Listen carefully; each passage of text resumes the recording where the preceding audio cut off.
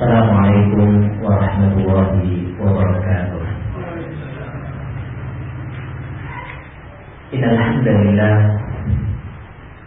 nahmaduhu wa nasta'inuhu wa nasta'firuh wa na'udzu billahi min shururi anfusina wa sayyiati a'malina. May yahdihillahu fala mudilla lahu wa man yudlil fala hadiya lahu. أشهد أن لا إله إلا الله وحده لا شريك له وأشهد أن محمدا عبده ورسوله. يقول ربنا تبارك وتعالى: يا أيها الذين آمنوا اتقوا الله حق تقاته ولا تموتن إلا وأنتم مسلمون. وقال: يا أيها الذين آمنوا اتقوا الله وقولوا قولا سديدا يصلح لكم أعمالكم ويغفر لكم ذنوبكم ومن يطع الله ورسوله فقد فاز فوزا عظيما.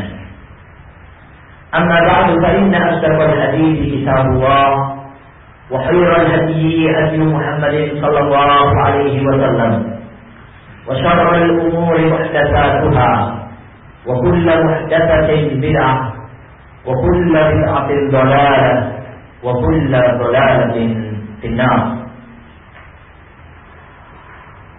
أيها الإخوة وأيتها الأخوات معاشر المسلمين والmuslimat, para bapak, para ibu, saudara-saudara dan saudari-saudari yang saya hormati dan saya cintai karena Allah Subhanahu wa taala. Alhamdulillah, kita bersyukur kepada Allah Subhanahu wa taala yang telah mengumpulkan kita di salah satu rumah dari rumah-rumah Allah Subhanahu wa taala dalam rangka untuk menuntut ilmu.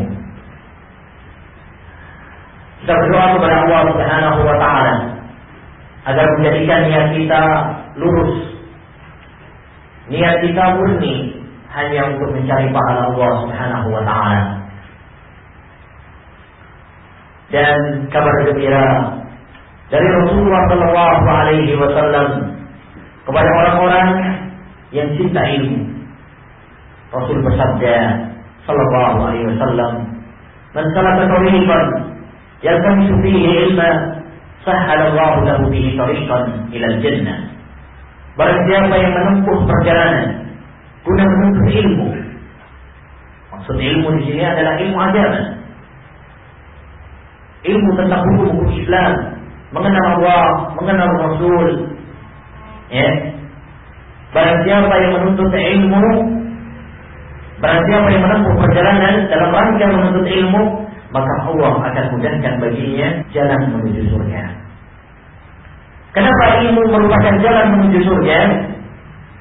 Kenapa ilmu merupakan kunci menuju surga? Karena kita tidak mungkin beribadah kepada Allah Subhanahu wa taala dengan sebenar-benarnya, dengan sesuai yang diinginkan oleh Allah Subhanahu wa taala kecuali dengan ilmu. Gak mungkin kita mengetahui ini yang benar, ini yang salah, ini yang sesuai dengan Islam, ini yang tidak sesuai dengan Islam, kecuali apabila kita menuntut ilmu. Oleh karenanya, kebutuhan kita kepada ilmu sangat besar. Imam Ahmad bin Hanbal rahimahullah ta'ala pernah mengatakan, hajatun nasi ila ta'am, hajatun nasi ila ilmi ashaddu min hajatihim ila ta'am wa syarab. Kebutuhan manusia kepada ilmu agama lebih besar daripada kebutuhan mereka kepada makanan dan minuman.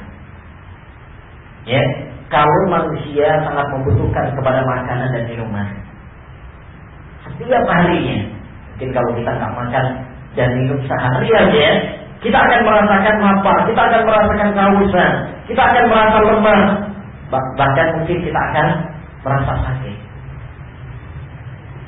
Lebih daripada itu, kebutuhan manusia terhadap ilmu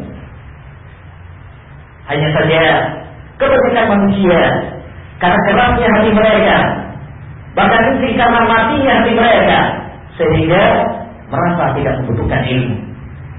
Padahal dirinya sudah rusak, hatinya sudah rusak, hatinya sudah berpenyakit, bahkan mungkin mati. Dia tidak mengobatkannya, dia tidak memperbaikinya. Sungguh ini adalah suatu musibah. Ma'asyiral muslimin wal muslimat rahimani wa rahimakumullah. Adalah para ulama salaf rahimahumullah taala. Mereka sangat bersemangat dalam ilmu, dalam mencari ilmu. Diceritakan bahwa ada salah seorang ulama, tatkala mereka datang, maka dikerumuni oleh banyak orang untuk mencari hadis, sehingga sang guru terjatuh dari untanya dan mati karenanya. Saking orang-orang semangat untuk menghadiri dan menuntut ilmu dari dia, mengambil hadis darinya. Dan pernah dikatakan kepada Imam Ibnu Mubarak rahimahullah ta'ala, wahai Imam, sampai kapan kita akan menuntut ilmu? Kata beliau, sampai Allah Subhanahu wa ta'ala mencabut nyawa kita. Dan pernah dikatakan kepada beliau, seandainya engkau dihidupkan lagi setelah matimu, apa yang kamu minta? Apa yang kamu inginkan? Dia mengatakan, saya akan meminta kepada Allah Subhanahu wa ta'ala agar menghidupkan saya kembali sebagai penuntut ilmu hadis. Dan tatkala Imam Ahmad rahimahullah ta'ala di penjara, dan di penjara dia bertemu dengan Muhammad bin Hasan, sahabat karibnya Imam Abu Hanifah rahimahullah ta'ala. Imam Ahmad mengatakan, haditsni bi ahaditsa Rasulullah sallallahu alaihi wasallam fil mashi anil khuffain. Ceritakanlah kepadaku hadis-hadis Rasulullah sallallahu alaihi wasallam tentang mengusap sepatu. Maka Muhammad bin Hasan mengatakan, ya ada, wahai orang ini aneh sekali.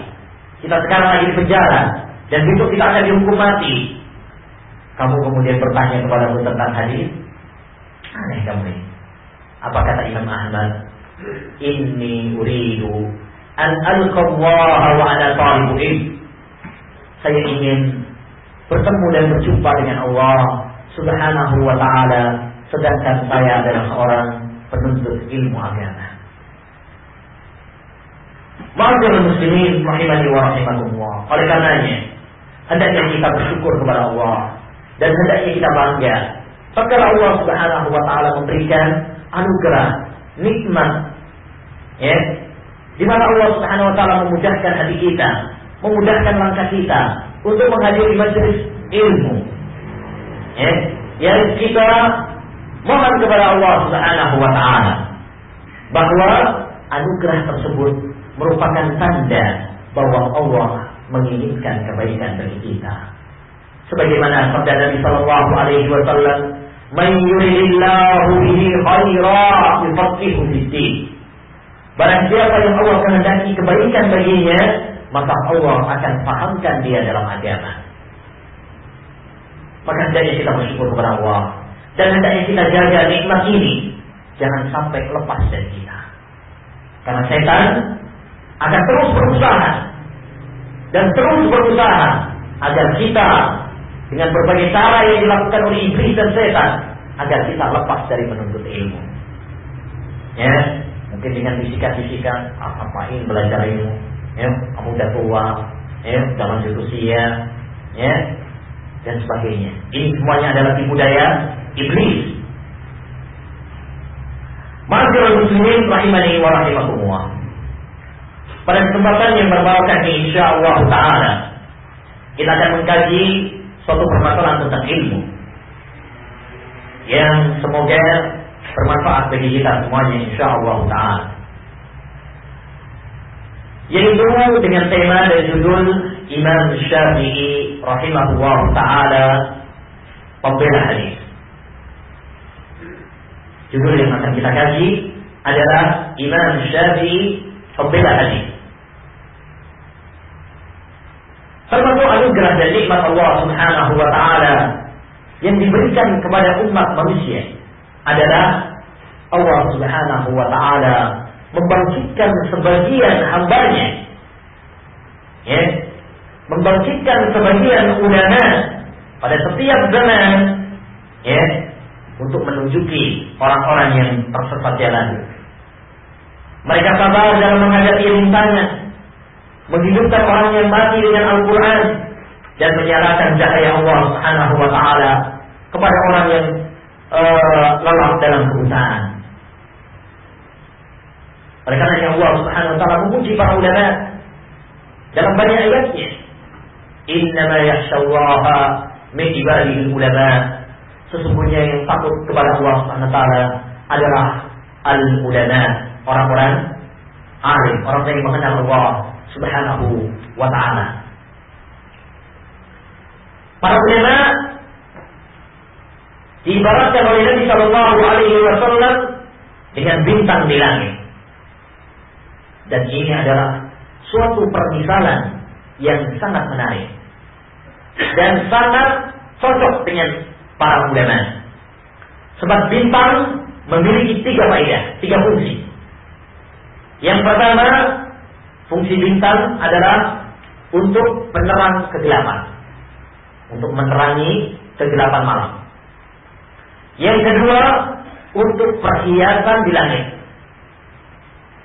Dan yang ketiga adalah lemparan bagi setan yang mencuri kabar langit. Ini 3 fungsi dari adanya bintang di langit. Pertama, sebagai penerang kegelapan. Yang kedua, perhiasan di langit. Dan yang ketiga, lemparan bagi setan yang mencuri kabar langit. Kalau kita perhatikan 3 fungsi dari bintang ini, tepat juga pada al-ulama. Mereka memiliki 3 sifat tersebut. Mereka adalah penerang kegelapan umat dan kebodohan yang menimpa pada banyak manusia. Dan mereka juga merupakan perhiasan di muka bumi ini. Dan mereka juga merupakan lemparan bagi setan yang mencampur adukkan agama, yang menyebarkan kebatilan, kesesatan, kebid'ahan, kesyirikan dan kemungkaran. Sehingga cocok tatkala Rasulullah sallallahu alaihi wasallam mengibaratkan para ulama dengan bintang. Semoga Allah Subhanahu wa taala merahmati para ulama. Di antara para ulama, di antara deretan para ulama yang tidak asing lagi bagi kita adalah Al-Imam Muhammad Ibnu Idris Asy-Syafi'i rahimahullahu taala, yang namanya tidak asing lagi bagi kita. Karena Allah Subhanahu wa taala telah mengangkat namanya, telah mengharumkan namanya, ya. Dan Allah Subhanahu wa taala telah mengangkat derajatnya. Yarfa'illahu alladziina aamanu. Allah Subhanahu wa taala telah mengangkat derajat orang-orang yang beriman dan orang-orang yang berilmu. Termasuk di antaranya adalah Al-Imam Syafi'i rahimahullahu taala.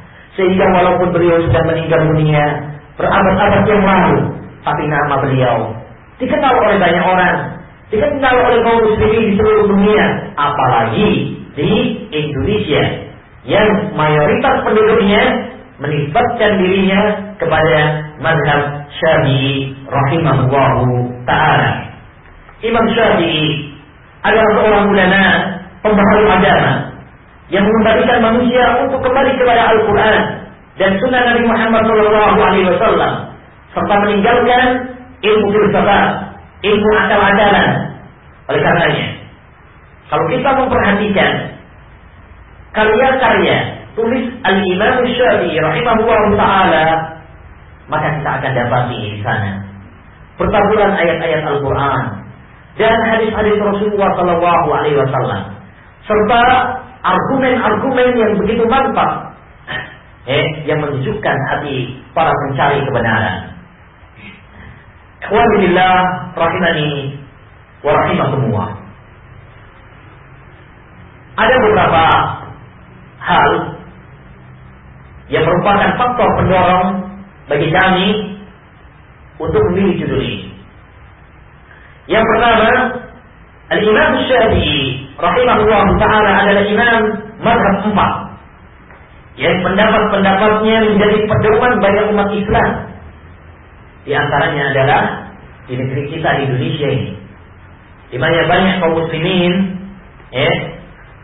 di negeri kita ini menisbatkan dirinya kepada mazhab Syafi'i.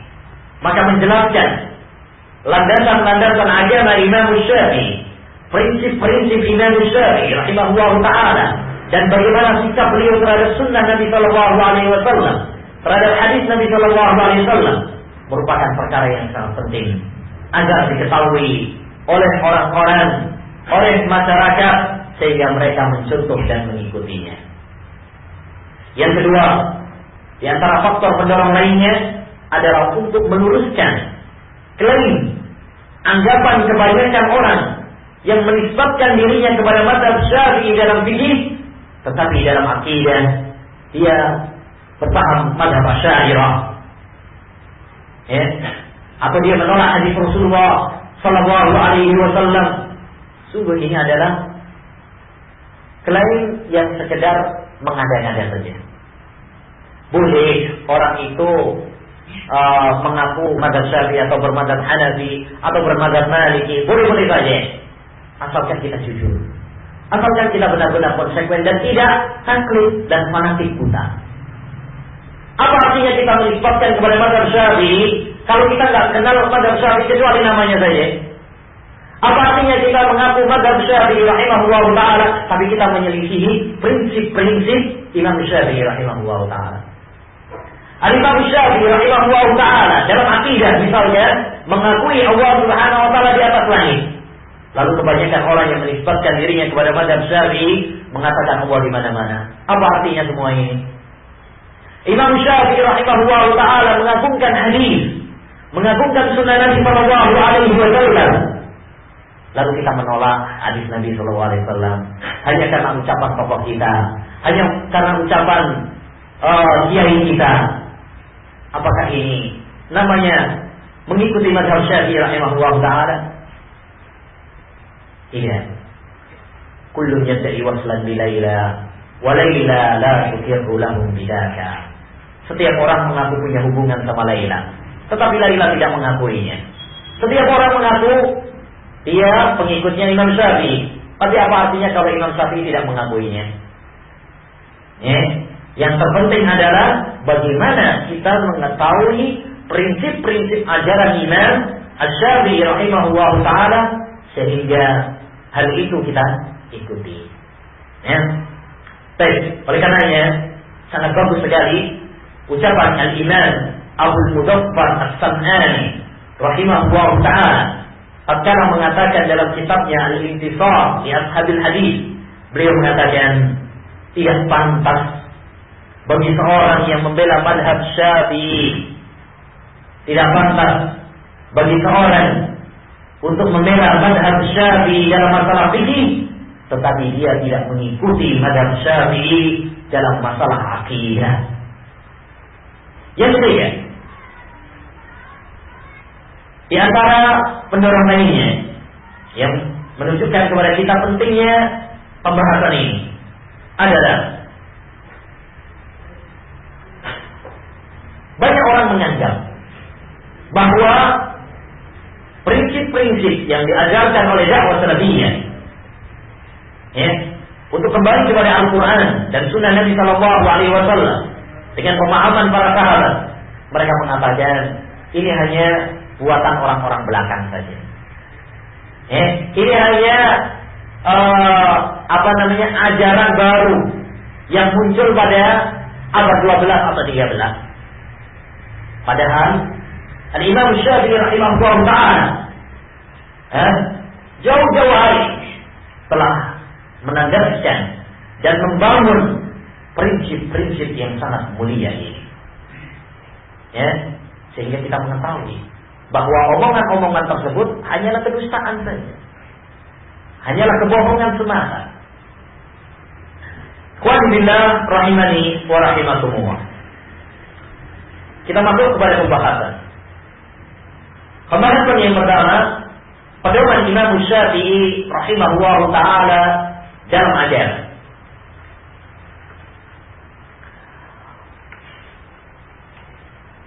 sesungguhnya pedoman hukum dalam beragama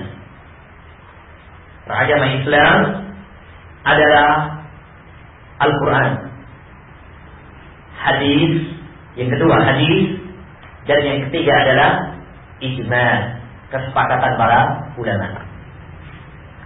Inilah landasan hukum dalam agama Islam.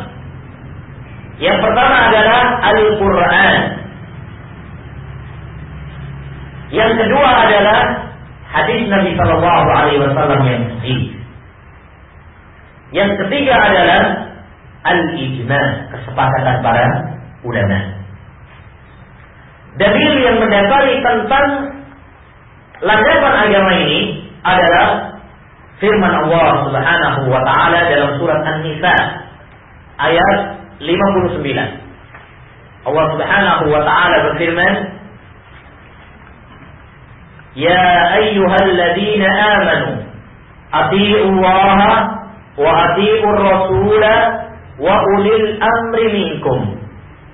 Wahai orang-orang yang beriman, taatlah kepada Allah dan taatlah kepada Rasul dan taatlah kepada ulil amri di antara kalian.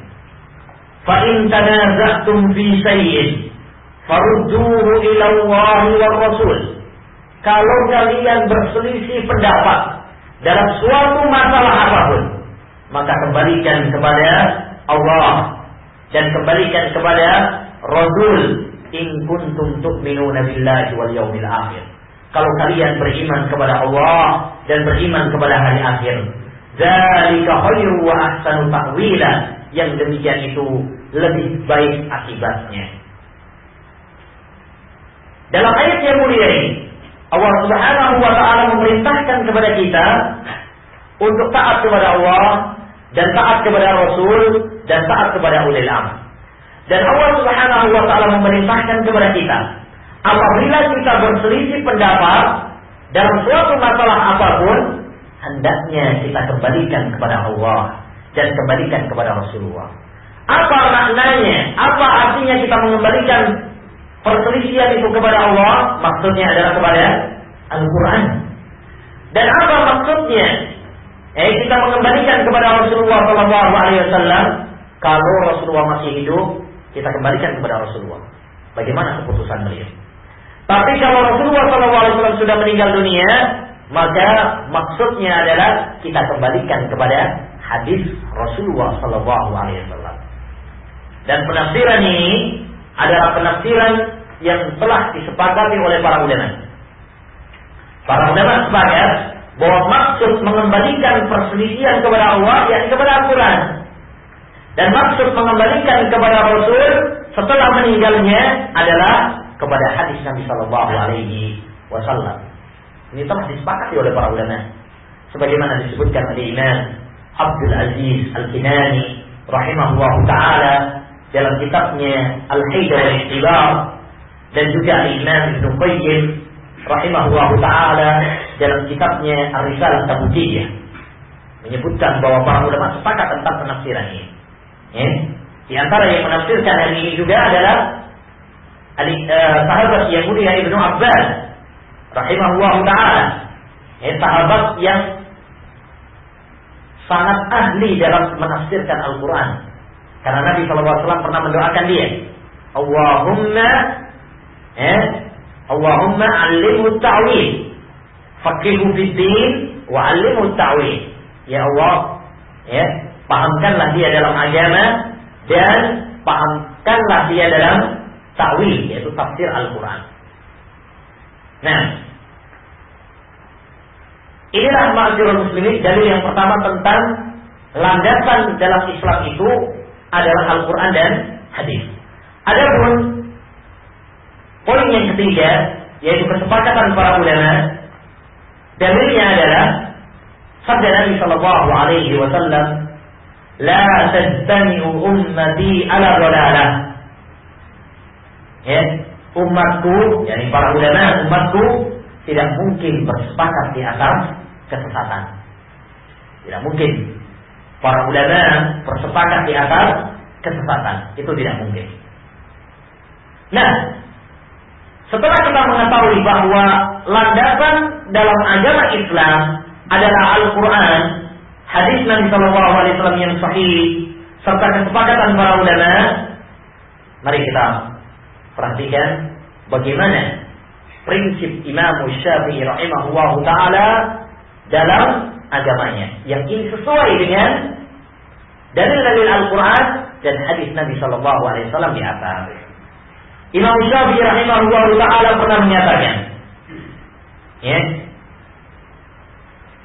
dalam kitabnya Ar-Risalah, Imam Syafi'i punya sebuah kitab berjudul Ar-Risalah, ya, Ar-Risalah, dan ini adalah kitab yang sangat bagus sekali, ya, bagi orang yang bisa, bagi para jemaah yang bisa bahasa Arab, ya, kalau kita bisa membaca bahasa Arab dan artinya, maka kita akan mendapatkan ilmu-ilmu yang banyak sekali.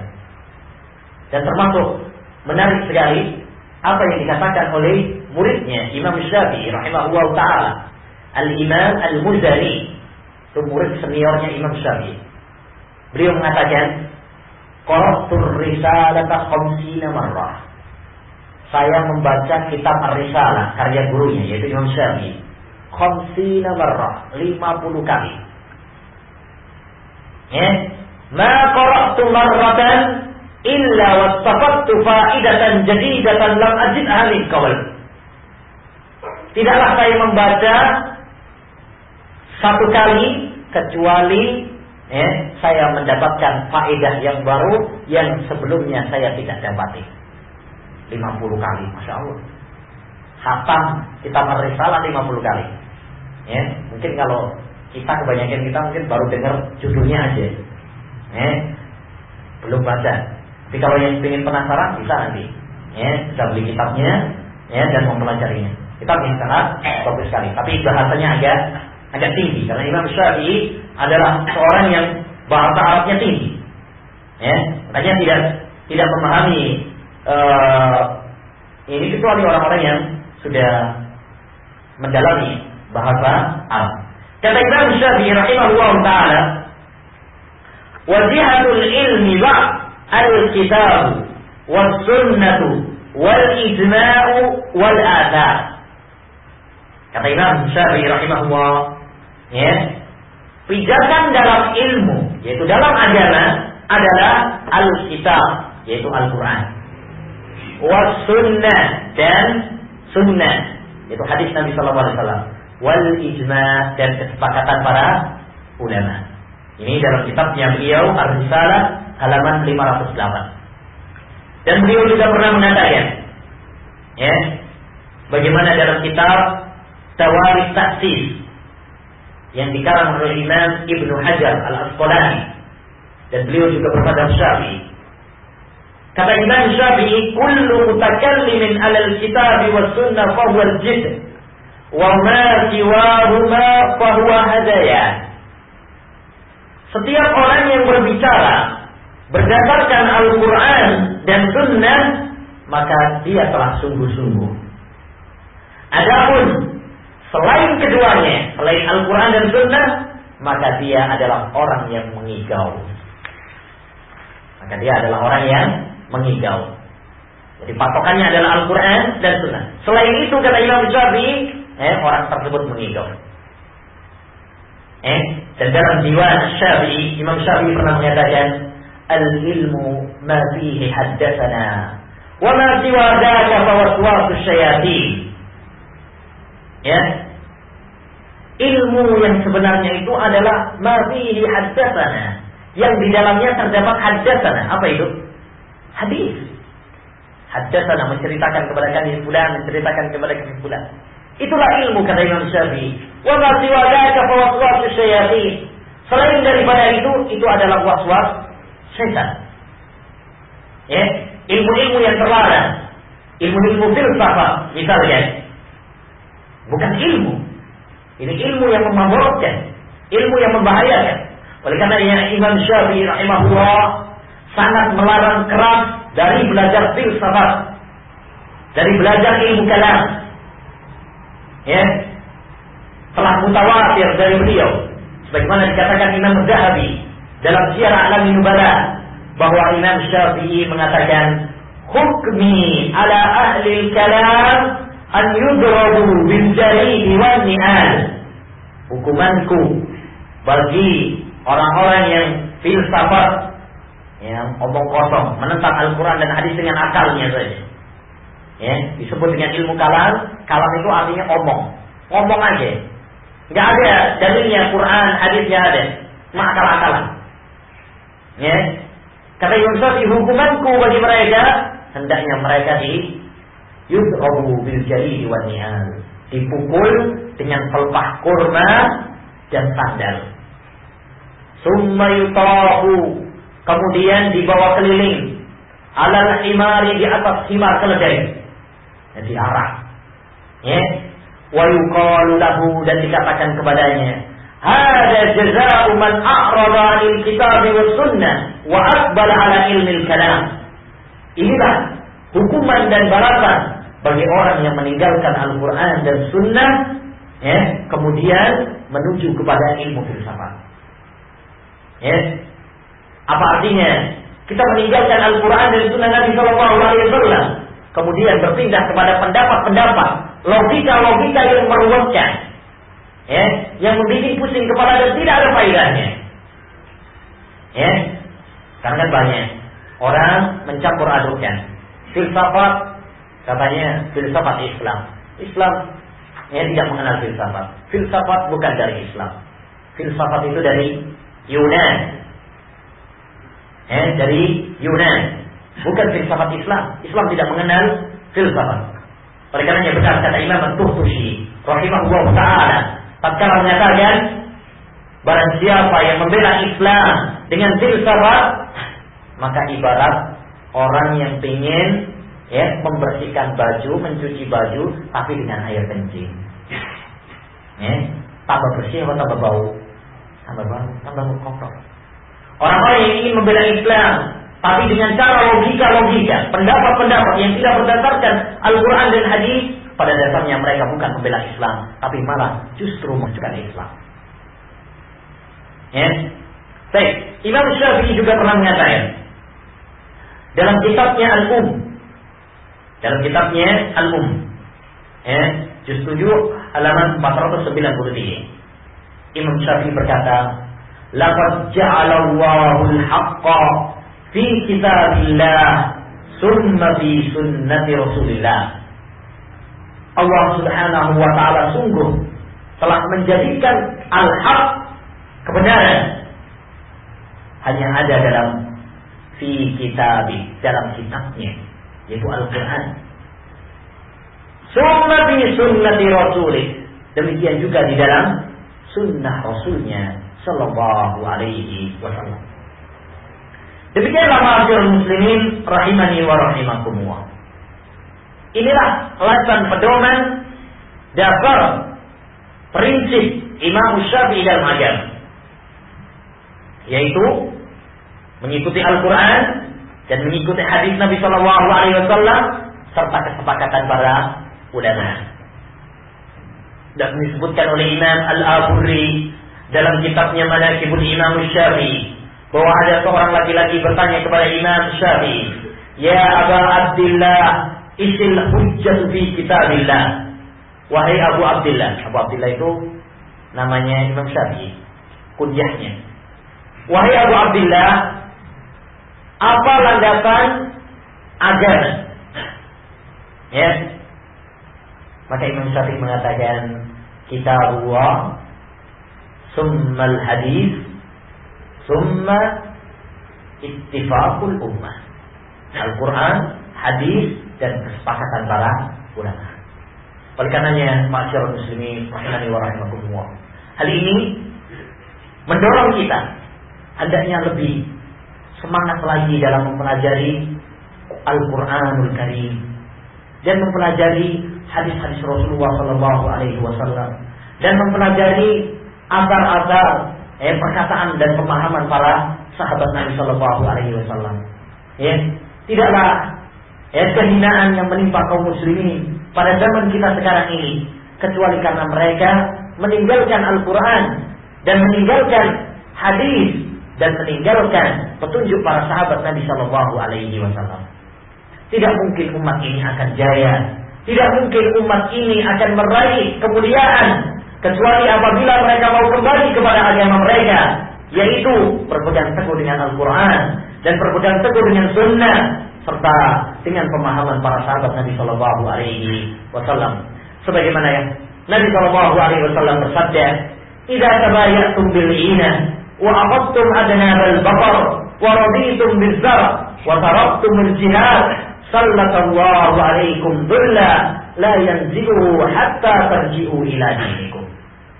Kata Nabi sallallahu alaihi wasallam, apabila kalian telah berjual beli dengan inah, salah satu sistem riba, wa aqadtum adnabal baqar, dan kalian pegang ekor-ekor sapi, wa raditum biz-zar, dan kalian terlena dengan sawah-sawah kalian.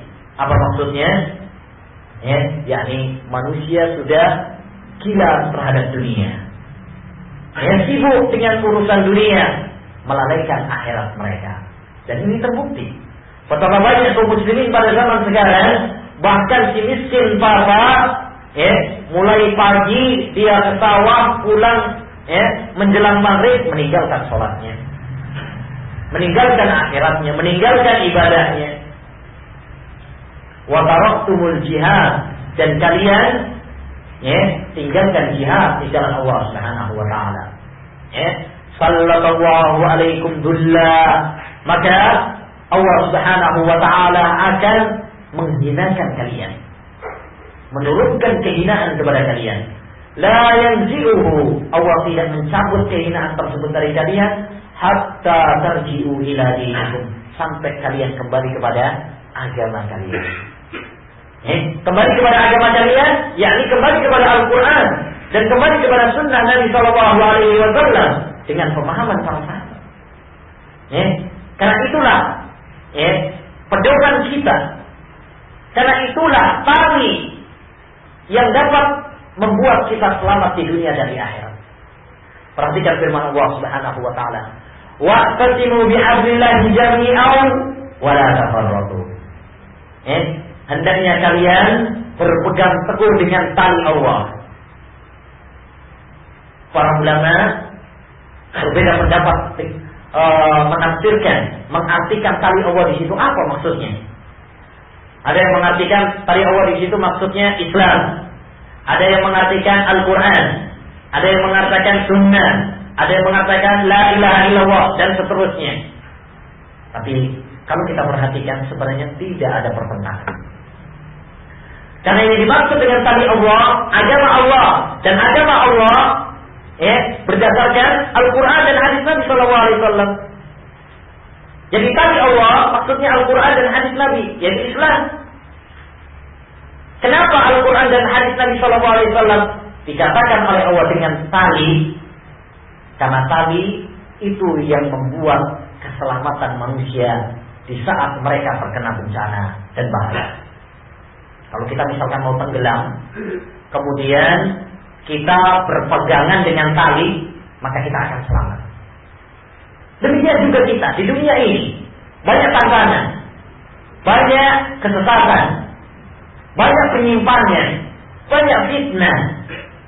Kalau kita berpegang dengan Al-Quran dan hadis Nabi SAW, maka kita akan selamat.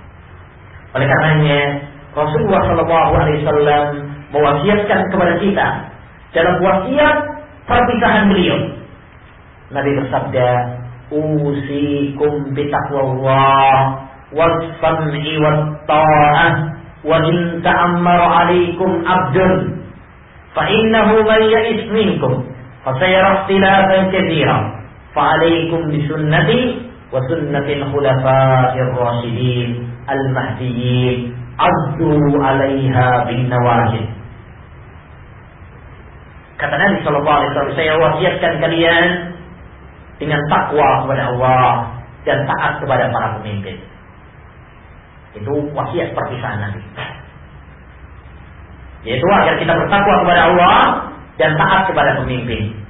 Para ulama mengatakan wasiat Nabi ini, dua wasiat ini, yaitu takwa dan taat kepada pemimpin, menghimpun dua kunci kebahagiaan di dunia dan di akhirat. Dengan takwa kita akan mendapatkan kebahagiaan di akhirat. Dan dengan taat kepada pemimpin kita akan mendapatkan kebahagiaan di dunia. Ya, takwa kunci kebahagiaan di akhirat. Dan taat kepada pemimpin kunci mendapatkan keamanan suatu negara.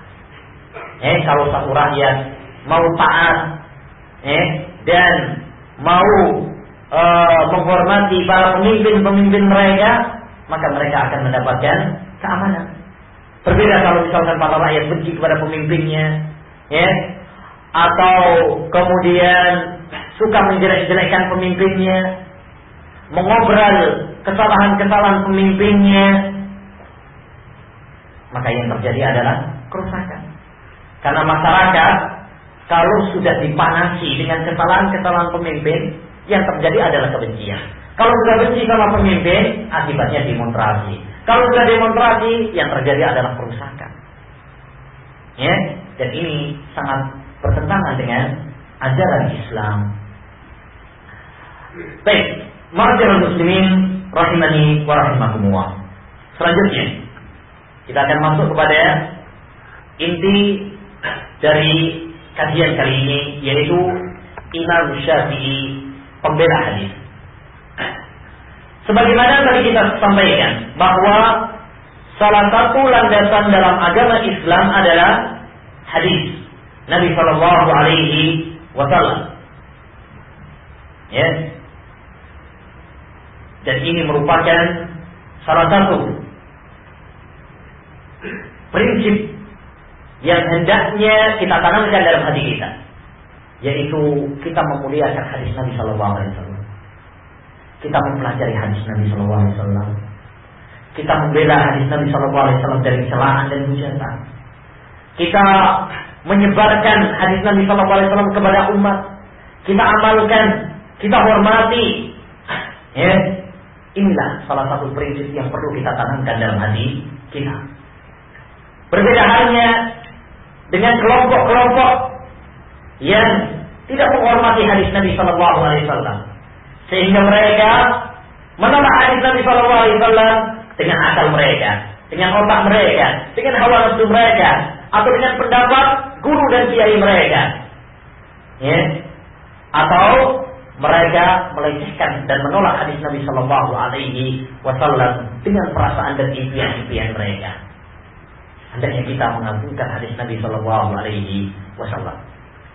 Sekarang mari kita lihat bagaimana Al-Imam Syafi'i rahimahullahu ta'ala sangat menghormati dan membela hadis Nabi Shallallahu Alaihi Wasallam. Yang pertama, Imam Syafi'i pembela hadis, mendapatkan gelar pembela hadis. Nah, Imam Syafi'i dikenal oleh para ulama dengan julukan Nasirul Hadis, pembela hadis, pembela sunnah. Beliau mengatakan sebagaimana dalam kitab Tawarikh Ta'sir, beliau berkata, "Summitu bi Makkah Nasirul Hadis." Saya di Mekah digelari sebagai pembela hadis. Dan diceritakan oleh Imam Az-Zahabi dalam kitabnya Siyar A'lam Nubala bahwa beliau juga mengatakan, "Summitu bi Baghdad Nasirul Hadis." Di Baghdad, Irak, sekarang di Baghdad saya disebut atau digelari dengan Nasirul Hadis, pembela hadis. Demikianlah Imam Syafi'i rahimahullah ta'ala. Beliau mendapatkan gelar dari para ulama semasanya dengan gelar yang sangat mulia, yaitu pembela hadis Nabi Shallallahu Alaihi Wasallam. Karena memang beliau terkenal sebagai ulama yang membela hadis Nabi Shallallahu Alaihi Wasallam. Nah, yang perlu menjadi faedah bagi kita, renungan bagi kita, hendaknya demikian juga bagi kita semuanya. untuk menjadi pembela hadis Nabi Shallallahu Alaihi Wasallam. Karena membela hadis Nabi Shallallahu Alaihi Wasallam merupakan suatu amalan yang sangat mulia dan utama. Oleh karenanya, para ulama menilai bahwa membela hadis Nabi Shallallahu Alaihi Wasallam termasuk jihad fi sabilillah. Membela hadis termasuk jihad di jalan Allah Subhanahu wa taala. Sebagaimana kata Yahya bin Yahya rahimahullah taala, beliau mengatakan az-zabbu anis-sunnati afdalu minal jihad. Membela sunnah lebih utama daripada jihad melawan orang kafir. Ajib. Kok bisa? Ya. Karena kalau membela hadis Nabi Shallallahu Alaihi Wasallam ini hanya orang-orang khusus saja. Tidak sembarangan orang Islam bisa. Ya. Tapi kalau perang melawan orang kafir, banyak orang bisa. Karena itu bekalnya cuma apa? Senjata sama keberanian. Tapi kalau membela hadis Nabi Shallallahu Alaihi Wasallam, membela agama, bukan hanya keberanian, tapi membutuhkan ilmu. Ya, membutuhkan ilmu. Yang itu tidak semua orang bisa. Makanya Yahya bin Yahya mengatakan, membela hadis itu lebih utama daripada jihad. Dan Imam Al-Humaydi, gurunya Imam Bukhari, pernah mengatakan, wallahi la an ahzuwa haula'i alladziina yarudduna hadits Rasulillah ahabbu ilayya min ahzuwa iddatahum minal aqra.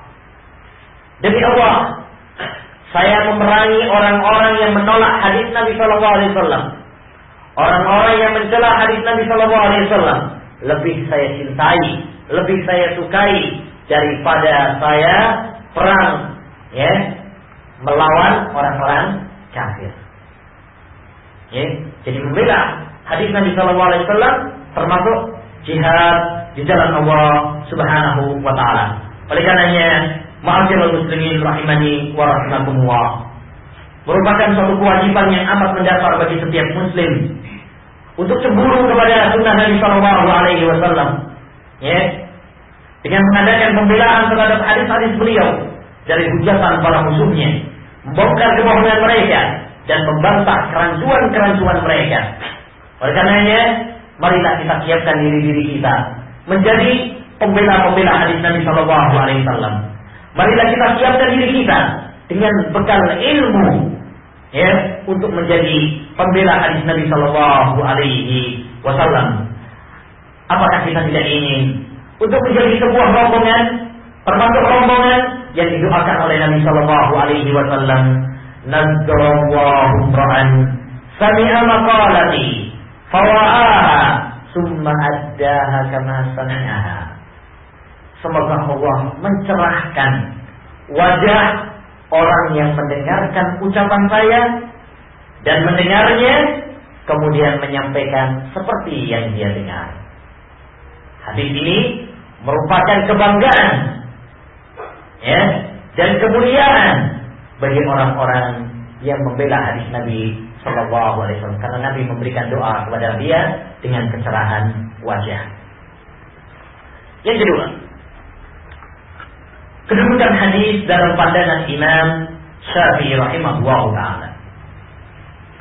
Ma'asyiral muslimin rahimani wa rahimakumullah, perlu kita ketahui bahwa Allah Subhanahu wa ta'ala menurunkan dua wahyu kepada Nabi Muhammad SAW. Yang pertama adalah Al-Quran, dan yang kedua adalah hadis Nabi SAW. Dan Allah mewajibkan kepada setiap muslim dan muslimah untuk mengikuti Al-Quran dan hadis Nabi SAW, untuk mengimani keduanya dan mengamalkan kandungan keduanya. Allah Subhanahu wa ta'ala berfirman, wa anzalallahu 'alaikal kitaba wal hikmah. Surat An-Nisa ayat 113. Allah berfirman, wa anzalallahu 'alaikal kitaba wal hikmah.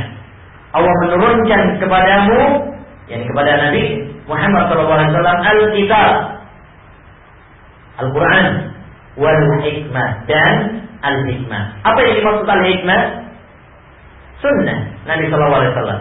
Sebagaimana kata Imam Syafi'i dalam kitabnya Ar-Risalah, beliau berkata ketika membawakan ayat ini, "Fadzakarallahu al-kitaba wa huwa al-Qur'an wa dzakara al-hikmah, fasami'tu man arda min ahli al-ilmi bil Qur'an yaqul al-hikmatu sunnatu Rasulillah sallallahu alaihi wasallam." Dalam ayat di atas kata Imam Syafi'i, Allah menyebutkan Alkitab, yaitu Al-Quran, dan menyebutkan Al-Hikmah.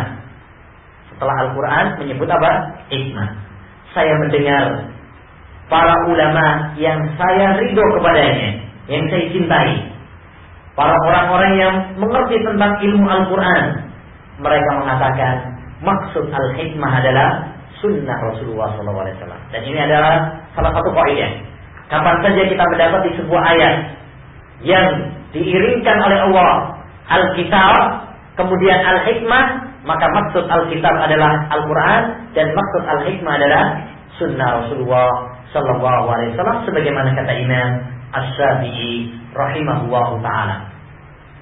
Maka kewajiban bagi kita adalah untuk mengikuti hadis Nabi SAW. Sebagaimana kita mengimani Al-Quran, kita juga beriman kepada hadis Rasulullah SAW. Sebagaimana kita yakin bahwasanya Al-Quran itu benar, turun dari Allah Subhanahu wa Ta'ala, diwahyukan oleh Allah kepada Rasulnya, kita juga harus yakin bahwasanya hadis Rasulullah SAW pun kalau sahih, maka itu benar. Karena tidak mungkin Rasulullah SAW mengucapkan ucapan yang dusta. Sebagaimana kata Allah Subhanahu wa taala dalam surat An-Najm ayat 3. Allah berfirman, "Wa ma yantiqu 'anil hawa in huwa illa wahyu yuha." Tidaklah Rasulullah sallallahu alaihi wasallam itu berbicara sesuai hawa nafsunya. Dia tidak mengucapkan kecuali wahyu yang diwahyukan oleh Allah kepadanya.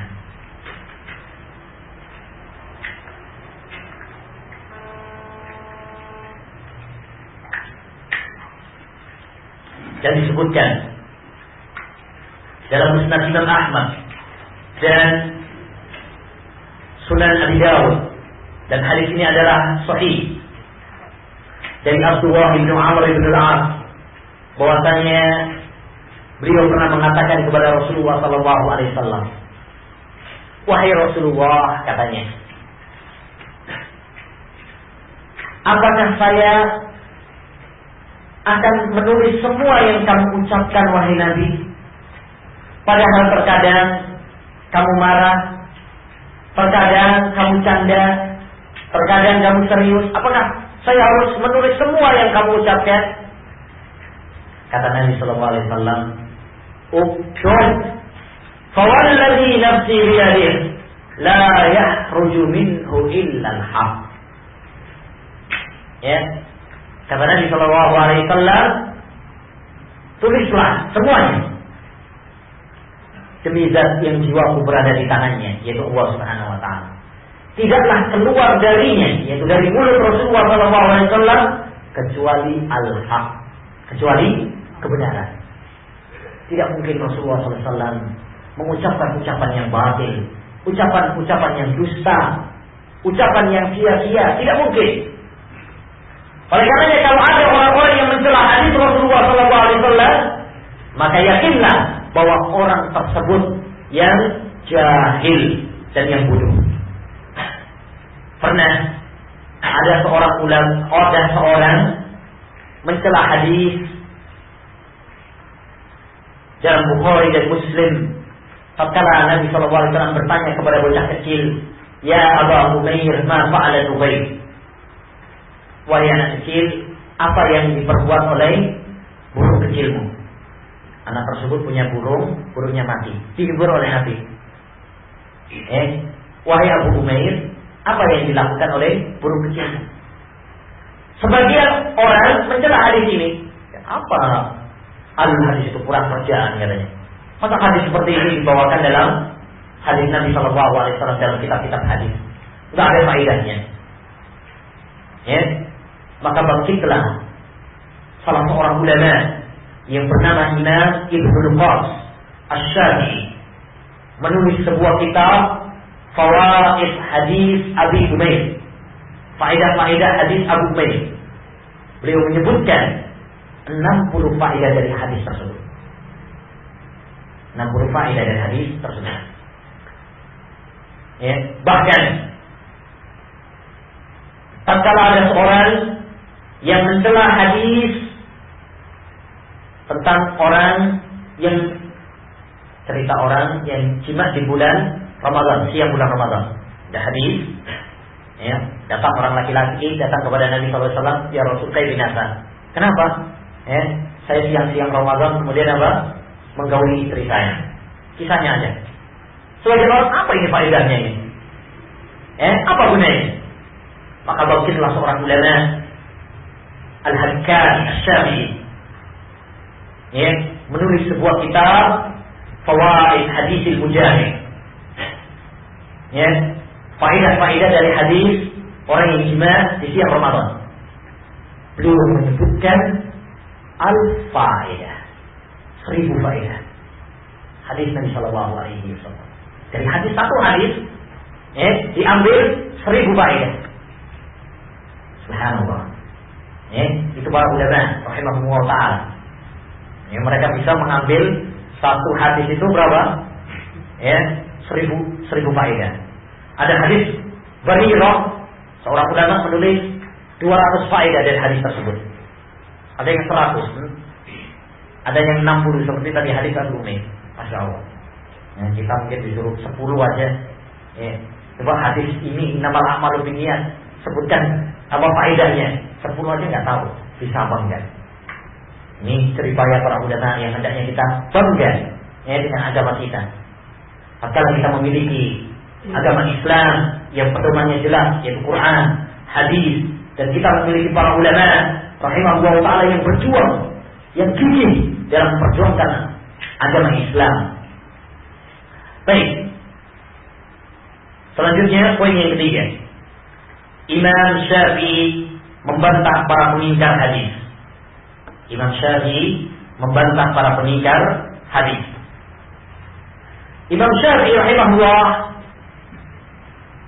telah membantah secara tuntas kepada orang-orang yang mengingkari sunnah Nabi Sallallahu Alaihi Wasallam, dan beliau berdialog dengan mereka dengan argumen-argumen yang kuat.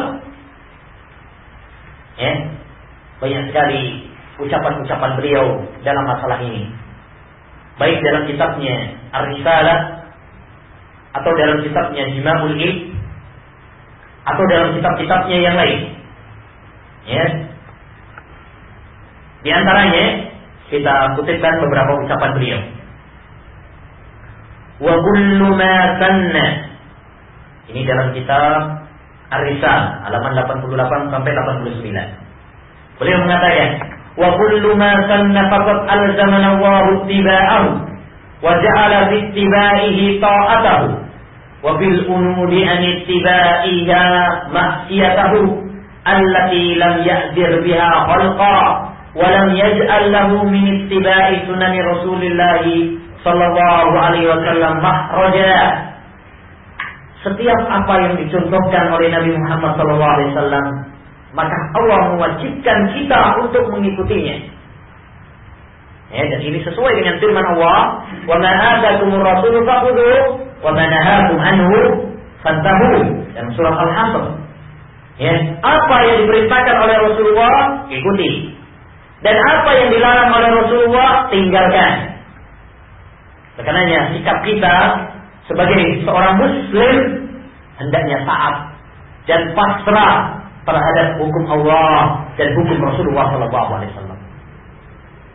Hendaknya kita seperti sikap Abu Bakar As-Siddiq radhiyallahu anhu. Tatkala orang-orang kafir Quraisy enggak percaya, ya, tentang cerita Nabi SAW bahwa beliau Isra Mi'raj. Ya, dalam kisah Isra Mi'raj Kan satu cerita yang sangat menakjubkan dan nggak masuk akal. Di mana Nabi SAW melakukan perjalanan dari Mekah ke Palestina dalam waktu yang cukup singkat. Waktu itu belum ada pesawat lagi. Ya. Setelah dari Palestina kemudian naik ke langit, bahkan sampai menembus ke langit yang ketujuh. Setelah itu sebelum subuh Nabi sudah balik lagi ke Mekah. Nabi SAW paginya menyampaikan hal itu kepada orang-orang kafir, kepada kaumnya. Ya. Setelah disampaikan oleh Nabi SAW, di antara mereka ada yang tertawa terbahak-bahak, ya, terpingkal-pingkal, mengejek Nabi SAW. Wah, ini ketahuan nih gilanya. Itu mereka. Ya. Orang kita aja kata mereka melakukan perjalanan dari Mekah ke Palestina untuk berdagang paling tidak 1 bulan. Itu dengan unta. Ini katanya apa? Dalam waktu yang cuma semalam aja bolak-balik lagi PP ke langit lagi, nggak masuk akal. Makanya mereka tertawa-tawa.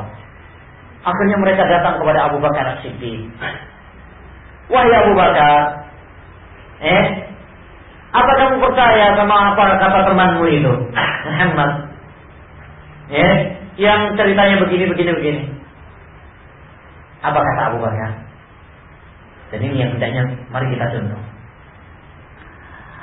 In qala dzalika faqad shadaq. Kalau memang itu adalah ucapan dia yang cerita, maka benar, sekalipun lebih mustahil daripada itu. Allahu Akbar. Demikian hendaknya kita. Tatkala mendengar hadis Nabi Shallallahu Alaihi Wasallam, mari kita imani, walaupun mungkin akal kita belum nyambung. Ya, misalkan Nabi Shallallahu Alaihi Wasallam menceritakan bahwa yanzilu Rabbuna tabaraka wa ta'ala ila sama'i dunya fi sulusil akhir. Allah Subhanahu wa ta'ala Rabb kita turun ke langit dunia pada sepertiga terakhir. Wajib kita imani, hadisnya mutawatir, riwayat Bukhari dan Muslim, sahih, maka wajib bagi kita untuk mengimaninya. Wah, masa Allah Subhanahu wa ta'ala turun? Berarti kalau turun, bagaimana dong arasnya? Kosong apa enggak? Kita nggak perlu kemudian menolak hadis dengan akal-akalan. Oh, kalau Allah Subhanahu wa ta'ala turun, berarti tiap malam turun terus dong. Karena malam itu kan bergantian. Mungkin sekarang malam di sini, yang sana belum malam, Amerika. Ketika di sana malam, sini belum lagi. Negara yang lain malam, berarti setiap hari turun dong. Ini akal-akalan.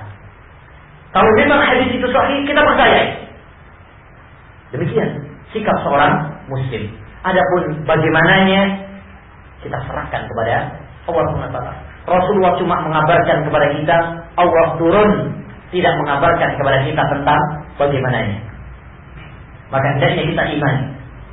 Tatkala Rasulullah SAW mengabarkan, "Idza waqa'a dzubabu fi ina'i ahadikum falyaghmisu." Kalau ada lalat masuk ke minuman salah seorang di antara kalian, celupkan sekalian. Fa inna bi ahadi jana'ihi da wa fil akhari dawa. Karena pada sayap satunya itu penyakit, sayap satunya lagi obat penawarnya. Riwayat Bukhari. Dari Abu Hurairah dan dari Abu Sa'id Al-Khudri dan dari Anas bin Malik. Hadisnya sahih, wajib kita imani. Jangan kita kemudian mengatakan seperti ucapan sebagian orang yang katanya muslim, kemudian mengatakan apa? Saya lebih percaya kepada ucapan dokter Amerika, Eropa daripada ucapan Nabi SAW ini. Karena ini bukan bidangnya Nabi SAW. Tak masuk akal. Masuk lalat yang biasanya ke tempat sampah, kemudian ada obat penawarnya. Siapa yang menciptakan lalat? Yang menciptakan Allah SWT. Apa yang mustahil? Kalau Allah SWT kemudian mengabarkan kepada Nabi-Nya Sallallahu Alaihi Wasallam, tidak ada yang mustahil. Yang lebih tahu tentang lalat adalah yang menciptakannya, yaitu Allah Subhanahu wa ta'ala. Apakah kita lebih tahu daripada Allah Subhanahu wa ta'ala? A'antum a'lamu amillah? Apakah kalian lebih tahu daripada Allah Subhanahu wa ta'ala? Tidak ada.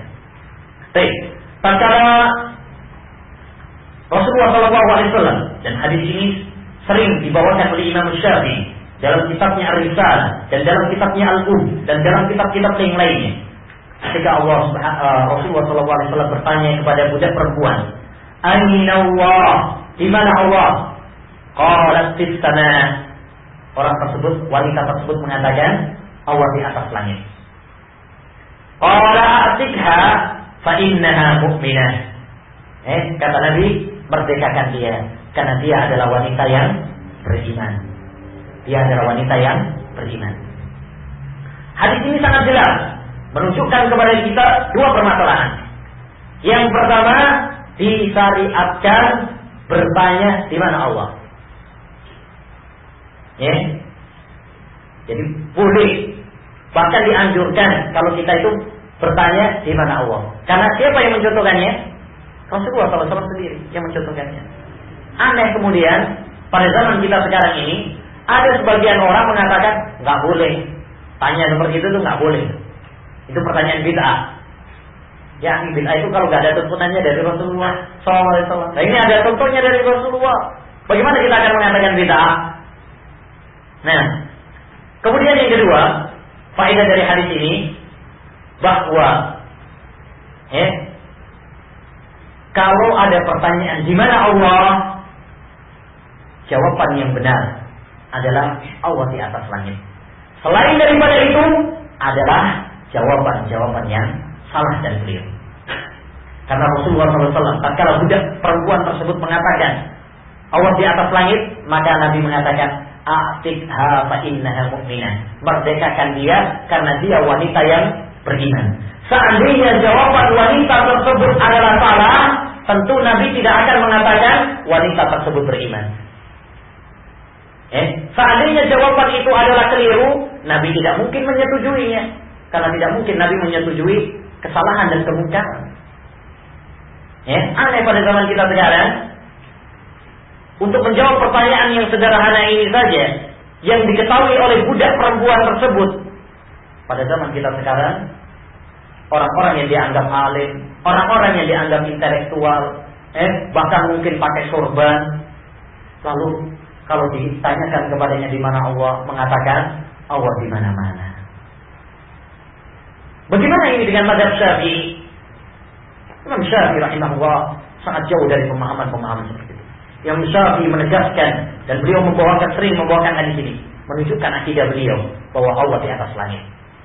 Oleh karenanya Imam Al-Baihaqi dalam kitabnya Al-Asma' wa Sifat mengatakan mazhab Syafi'i adalah menegaskan bahwa Allah di atas langit. Dan ini beliau tegaskan, Imam Syafi'i menegaskan dalam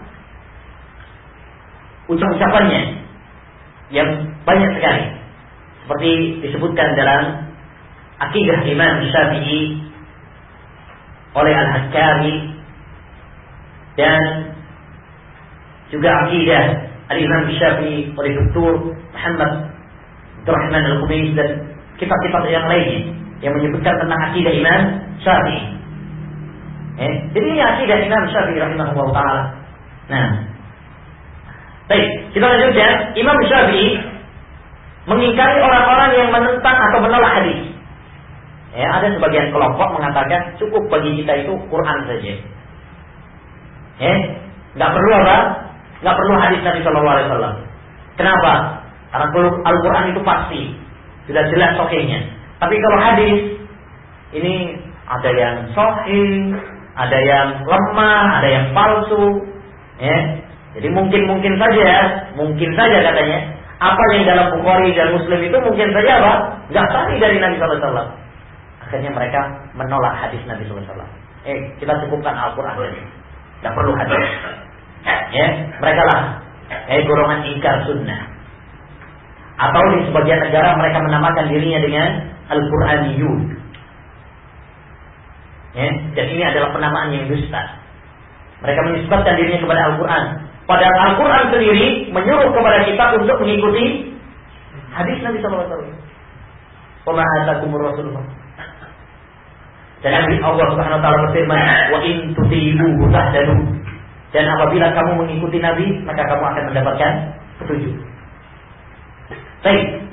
Imam Syafi'i sering membawakan dalam hadis, dalam kitab-kitabnya sebuah hadis. Berita dari Nabi SAW bahwa akan ada sebagian umatnya yang menolak hadis. Yaitu, la'alfiyanna ahadakum muttaqiyan ala alikatih.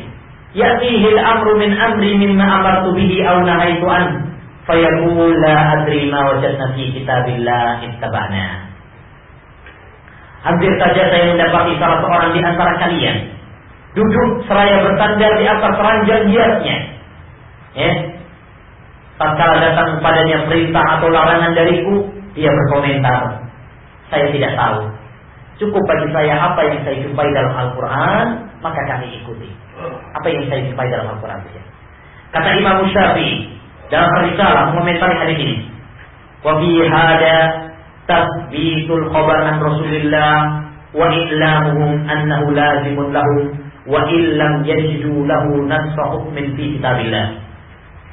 Dalam hadis ini kata Imam Syafi'i terdapat penjelasan bahwa hadis itu adalah hujjah, dan wajib bagi hamba untuk mengikuti hadis sekalipun mereka tidak mendapatinya dalam Al-Quran. Dan Imam Al-Baihaqi dalam kitabnya Dalailun Nubuwah mengatakan tentang hadis ini. Inilah berita Rasulullah SAW bahwa akan ada sebagian ahlul bid'ah yang menolak hadis Nabi SAW. Sungguh, kata beliau, apa yang diberitakan oleh Nabi telah terjadi. Ada sebagian orang yang menolak hadis Nabi sebagai hujjah, mencukupkan hanya dengan Al-Quran saja. Dan ini untuk sebagai faedah saya ingatkan, ada dalam buku-buku yang konon katanya penulisnya adalah intelektual atau pemikir Islam pada zaman sekarang. Seperti penulis kitab Tak Ada Adab Kubur. Tak Ada Adab Kubur. Seorang yang menamakan dirinya Agus Mustafa, yang katanya intelektual dan pemikir Islam pada zaman sekarang, tetapi dia memiliki pemahaman seperti ini, yaitu mencukupkan Al-Quran tanpa hadis Nabi SAW. Dalam kitabnya Tak Ada Adab Kubur, dia mengingkari hadis-hadis Nabi SAW yang puluhan, yang mutawatir, dengan alasan karena siksa kubur tidak ada dalam Al-Quran. Dia menolak hadis-hadis Nabi SAW, atau minimal meragukannya. Nah, padahal menolak hadis Nabi sebagai hujjah ini adalah suatu hal yang sangat berbahaya. Imam Ahmad pernah mengatakan, man radda hadisan Nabi fahuwa ala syafa halakah. Barang siapa yang menolak hadis Nabi, maka dia di jurang kehancuran. Dan Imam As-Suyuti pernah mengatakan dalam kitabnya Miftahul Jannah, kata beliau, ketahuilah, semoga Allah merahmatimu, bahwa orang yang mengingkari hadis Nabi yang sahih sebagai hujjah, baik yang berupa ucapan maupun perbuatan, maka dia telah kafir, keluar dari Islam, dan dikumpulkan bersama orang-orang Yahudi, Nasara, dan kelompok-kelompok kafir yang lainnya. Dan Al-Imam Ibnu Hazm mengatakan, seandainya ada orang yang mengatakan, kami tidak mengambil kecuali apa yang kami dapati dalam Al-Quran saja, maka dia telah kafir dengan kesepakatan ulama. Jadi orang yang menolak hadis Nabi SAW, kita cukup dengan Al-Quran saja, kita nggak perlu hadis, ini adalah orang yang sesat dan menyesatkan. Dan ini hendaknya kita waspadai, ma'asyiral muslimin, karena sekarang ini banyak sekali pertebaran pemahaman-pemahaman yang menyimpang, pemahaman-pemahaman yang sesat, yang bertebaran di sekitar kita, tapi mereka berbaju Islam, mereka malah disanjung-sanjung dan diberi gelar-gelar yang menipu, intelektual, pemikir, dan gelar-gelar yang menipu lainnya. Baik.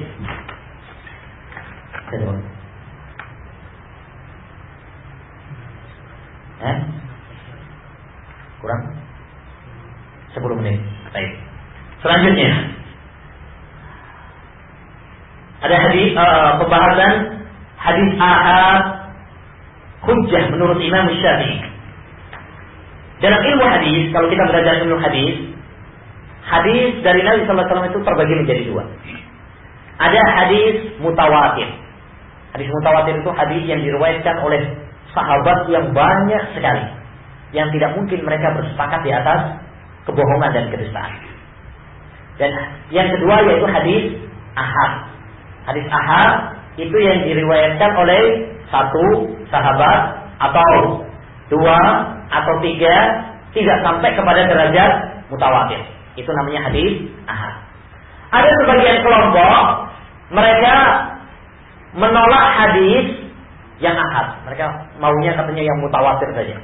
Kalau yang hadisnya ahad kita nggak menerima. Ya, ini ada seperti orang-orang Mu'tazilah, orang-orang Jahmiyah yang mereka menolak nggak ada siksa kubur, nggak ada, menolak hadis-hadis tentang Dajjal, menolak hadis tentang turunnya Nabi Isa di akhir zaman, menolak hadis-hadis tentang keluarnya Imam Mahdi, menolak hadis tentang timbangan di akhirat dengan alasan karena hadisnya katanya cuma ahad, tidak sampai kepada derajat mutawatir. Sedangkan ini masalah akidah, dan masalah akidah itu harus didasari dengan yakin. Imam Syafi'i rahimahullah membantah pemahaman sesat ini, karena konsekuensi dari pemahaman ini adalah menolak banyak hadis Nabi Sallallahu Alaihi Wasallam. Banyak sekali hadis Nabi Sallallahu Alaihi Wasallam. Kata Imam Syafi'i yang merupakan kata mutiara beliau dalam masalah ini, beliau mengatakan dalam kitabnya Ar-Risalah, lam ahfad an fuqaha'il muslimin annahum ihtalafu fi tasbiti khabaril wahid. Saya tidak mendapati perselisihan pendapat di kalangan para ulama untuk menerima hadis ahad. Jadi hadis ahad, yang penting hadisnya itu sahih, maka wajib kita terima. Wajib kita terima. Baik yang ahad maupun yang mutawatir. Baik dalam masalah akidah ataupun dalam masalah fikih. Tidak ada perbedaan. Oleh karena Imam Syafi'i mengatakan juga, dan itu masyhur dari beliau, idza sahhal haditsu fahuwa madhhabi. Kalau ada hadis yang sahih, maka itulah madhabku. Yang penting hadisnya sahih, nggak harus mutawatir. Kata Imam Syafi'i, kalau ada hadis yang sahih, itulah madhabku, itulah pendapatku. Nah, berbeda dengan para ahlul bid'ah, orang-orang Mu'tazilah yang mereka mengingkari hadis-hadis Nabi Shallallahu Alaihi Wasallam dengan alasan hadisnya cuma ahad. Seperti misalkan orang-orang yang mengingkari tentang keyakinan atau akidah siksa kubur. Mereka mengatakan hadis-hadis tentang siksa kubur cuma derajatnya ahad, nggak sampai mutawatir. Dan ini merupakan kedustaan. Pertama, hadis-hadis tentang siksa kubur derajatnya mutawatir, bukan ahad. Siapa yang mengatakan hadis ahad? Yang mengatakan hadis ahad adalah orang-orang yang tidak mengetahui ilmu hadis seperti mereka. Para ulama ahlul hadis menetapkan bahwa hadis-hadis tentang azab kubur itu derajatnya mutawatir, bukan ahad. Yang kedua, mereka mengatakan masalah azab kubur itu adalah apa? Dalam masalah akidah yang harus kita landasi dengan hadis mutawatir. Adapun kalau dalam masalah fikih, bolehlah dengan hadis ahad. Mereka sendiri akan kebingungan dengan sebuah hadis yang mencampur antara akidah dengan fikih, yaitu hadis tentang doa setelah tasyahud, di mana Nabi sallallahu alaihi wasallam mengajarkan kepada kita, Allahumma inni a'udzubika min adzabil qabri. Ya Allah, saya berlindung kepadamu dari azab kubur. Hadis ini sangat unik dan ajaib. Kenapa? satu sisi mengandung akidah. Karena itu berkaitan dengan adab kubur. Ya kan? Satu sisi yang lain, dia juga mengandung masalah fikih. Karena ini bacaan di dalam sholat. Nah, oleh karenanya orang-orang yang membedakan antara akidah dengan fikih, mereka kebingungan dengan hadis ini. Akhirnya mereka mengatakan, kita baca doa itu, tapi kita nggak mengimani adanya adab kubur. Filsafat. Ya? Bagaimana mungkin orang mengatakan, ya Allah, saya berlindung kepadamu dari adab kubur, lalu dia tidak meyakininya? Ini orang nggak berakal. Ya? Ini orang yang nggak berakal. Nah, kemudian di antara prinsip Imam Syafi'i dalam masalah hadis adalah tidak mungkin Al-Quran bertentangan dengan hadis. Tidak mungkin Al-Quran bertentangan dengan hadis. Ma'asyiral muslimin, harus kita yakini bahwa dalil-dalil dari Al-Quran dan hadis yang sahih tidak mungkin saling bertentangan, karena dua-duanya itu dari Allah. Dua-duanya merupakan wahyu, tidak mungkin bertentangan. Sebagaimana kata Allah Subhanahu wa taala, "Afala yatadabbaruna al-Qur'an walau kana min indi ghairillah lawajadu fihi ikhtilafan katsira." Dalam surat An-Nisa ayat 82. Allah berfirman, apakah mereka tidak menghayati dan mempelajari Al-Quran? Kalau sekiranya Al-Quran itu bukan dari sisi Allah, niscaya mereka akan mendapati pertentangan yang banyak sekali. Oleh karenanya, orang-orang yang mengatakan, oh ini bertentangan dengan Quran, ya, ini adalah orang yang tidak mencermati dan tidak mempelajari Al-Quran. Oh ini bertentangan, hadis ini bertentangan dengan Quran. Tidak mungkin hadis Nabi SAW bertentangan dengan Al-Quran. Kata Imam Syafi'i dalam kitabnya Jima'ul Ilmi. Ada kitab beliau berjudul Jima'ul Ilmi. Nah, jadi kita kenal di antara kitab-kitab Imam Syafi'i ada Ar-Risalah, ada Al-Um, dan ada juga Jima'ul Ilmi. Beliau mengatakan, wala takunu sunnatun abadan tuhadibul Quran. Kata Imam Syafi'i, tidak mungkin hadis Nabi SAW itu menyelisih Al-Quran selama-lamanya. Sama sekali tidak mungkin. Imam Ibnu Khuzaimah pernah mengatakan, kalau ada orang yang mengatakan hadis Nabi bertentangan dengan Al-Quran, bawa kemari hadisnya. Saya yang akan mengkompromikannya. Saya yang akan memadukannya. Tidak mungkin. Ya, jadi ini adalah satu prinsip yang wajib kita cermati, bahwa tidak mungkin Al-Quran dan hadis Nabi SAW itu bertentangan.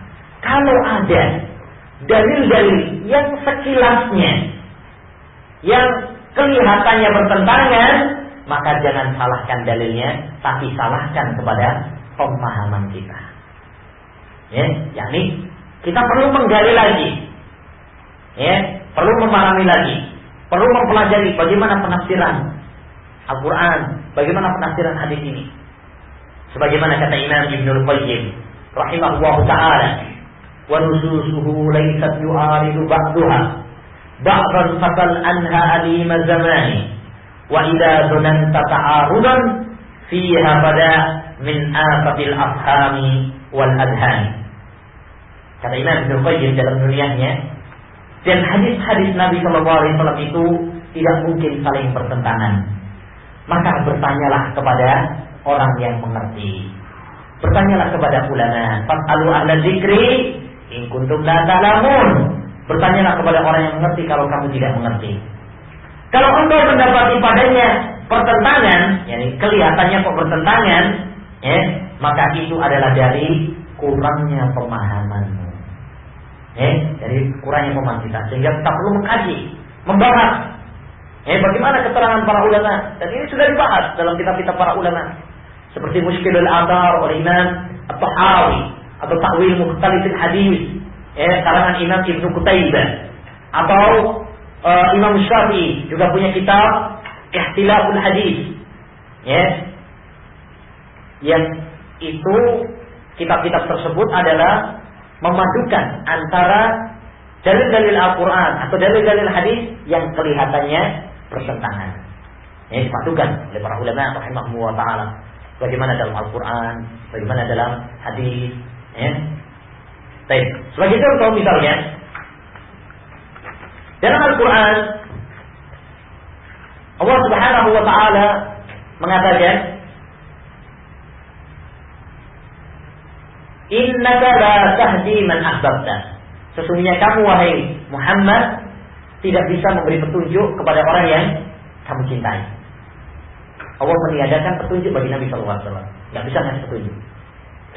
Dalam ayat yang lain Allah menetapkan, wa innaka la tahdi ila siratin mustaqim. Sesungguhnya kamu memberikan hidayah kepada jalan yang lurus. Ini kalau orang yang mungkin mau cari-cari kesalahan Al-Quran, wah ini pertentangan ini. Dalam satu ayat Allah mengatakan kamu tidak memberi petunjuk, dalam ayat yang lain kamu memberi petunjuk. Wah, bertentangan ini. Tapi bagaimana penjelasan para ulama? Ya, para ulama mengatakan hidayah itu ada dua macam.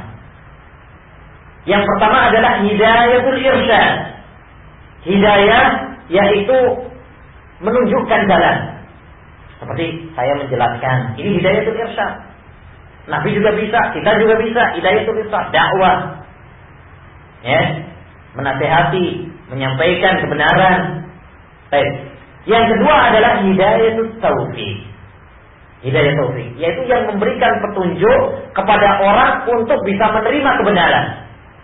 Ini apa? Khusus bagi Allah SWT. Siapa yang memberi hidayah agar orang itu bisa masuk Islam, bisa menerima Islam, bisa menerima hidayah? Allah SWT. Kita cuma menyampaikan.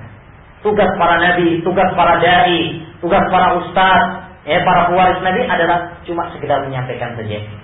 Adapun yang memberikan hidayah, dalam hati manusia adalah Allah SWT, yang itu disebut dengan hidayah itu taufik. Yang terakhir, poin dan prinsip yang terakhir dari Imam Syafi'i rahimahullah ta'ala adalah mengikuti hadis Nabi Sallallahu Alaihi Wasallam sekalipun bertentangan dengan pendapatnya, sekalipun bertentangan dengan pendapat tokohnya. Ini prinsip Imam Syafi'i rahimahullah. Ini kalau ada hadis yang sahih, mari kita ikuti, sekalipun bertentangan dengan pendapat kita atau bertentangan dengan pendapat tokoh kita. Ikuti hadis Nabi Sallallahu Alaihi Wasallam. Suatu saat ada seorang menyampaikan kepada Imam Syafi'i rahimahullah tentang hadis ru'yah. Ru'yah itu yaitu hadis bahwa orang-orang yang beriman nanti akan bisa melihat Allah di kelak di akhirat. Lalu orang tersebut mengatakan, "Apa a'udzu bihadza ya Abu Abdullah?" Wahai Abu Abdullah, ya Imam Syafi'i, apakah kamu menerima hadis ini? Mendengar pertanyaan tersebut Imam Syafi'i marah. Kemudian Imam Syafi'i mengatakan, "Iqdi alayya hayyitu aw mittu." Tetapkanlah pada diriku, baik saya masih hidup atau sesudah matiku, anna kulla haditsin sahha an Rasulillah sallallahu alaihi wasallam, bahwa semua hadis yang sahih dari Rasulullah sallallahu alaihi wasallam, summa la akhudhu bihi, kemudian saya tidak mengambil hadis sahih tersebut, fa inna aqli qad dhahaba, maka akalku sudah hilang. Jadi kalau saya tidak mengambil hadis Nabi, saya itu gila berarti. Itu kata Imam Syafi'i. Dan beliau juga mengatakan, idza wajadtum fi kitabi qawlan yuqaribu sunnata Rasulillah,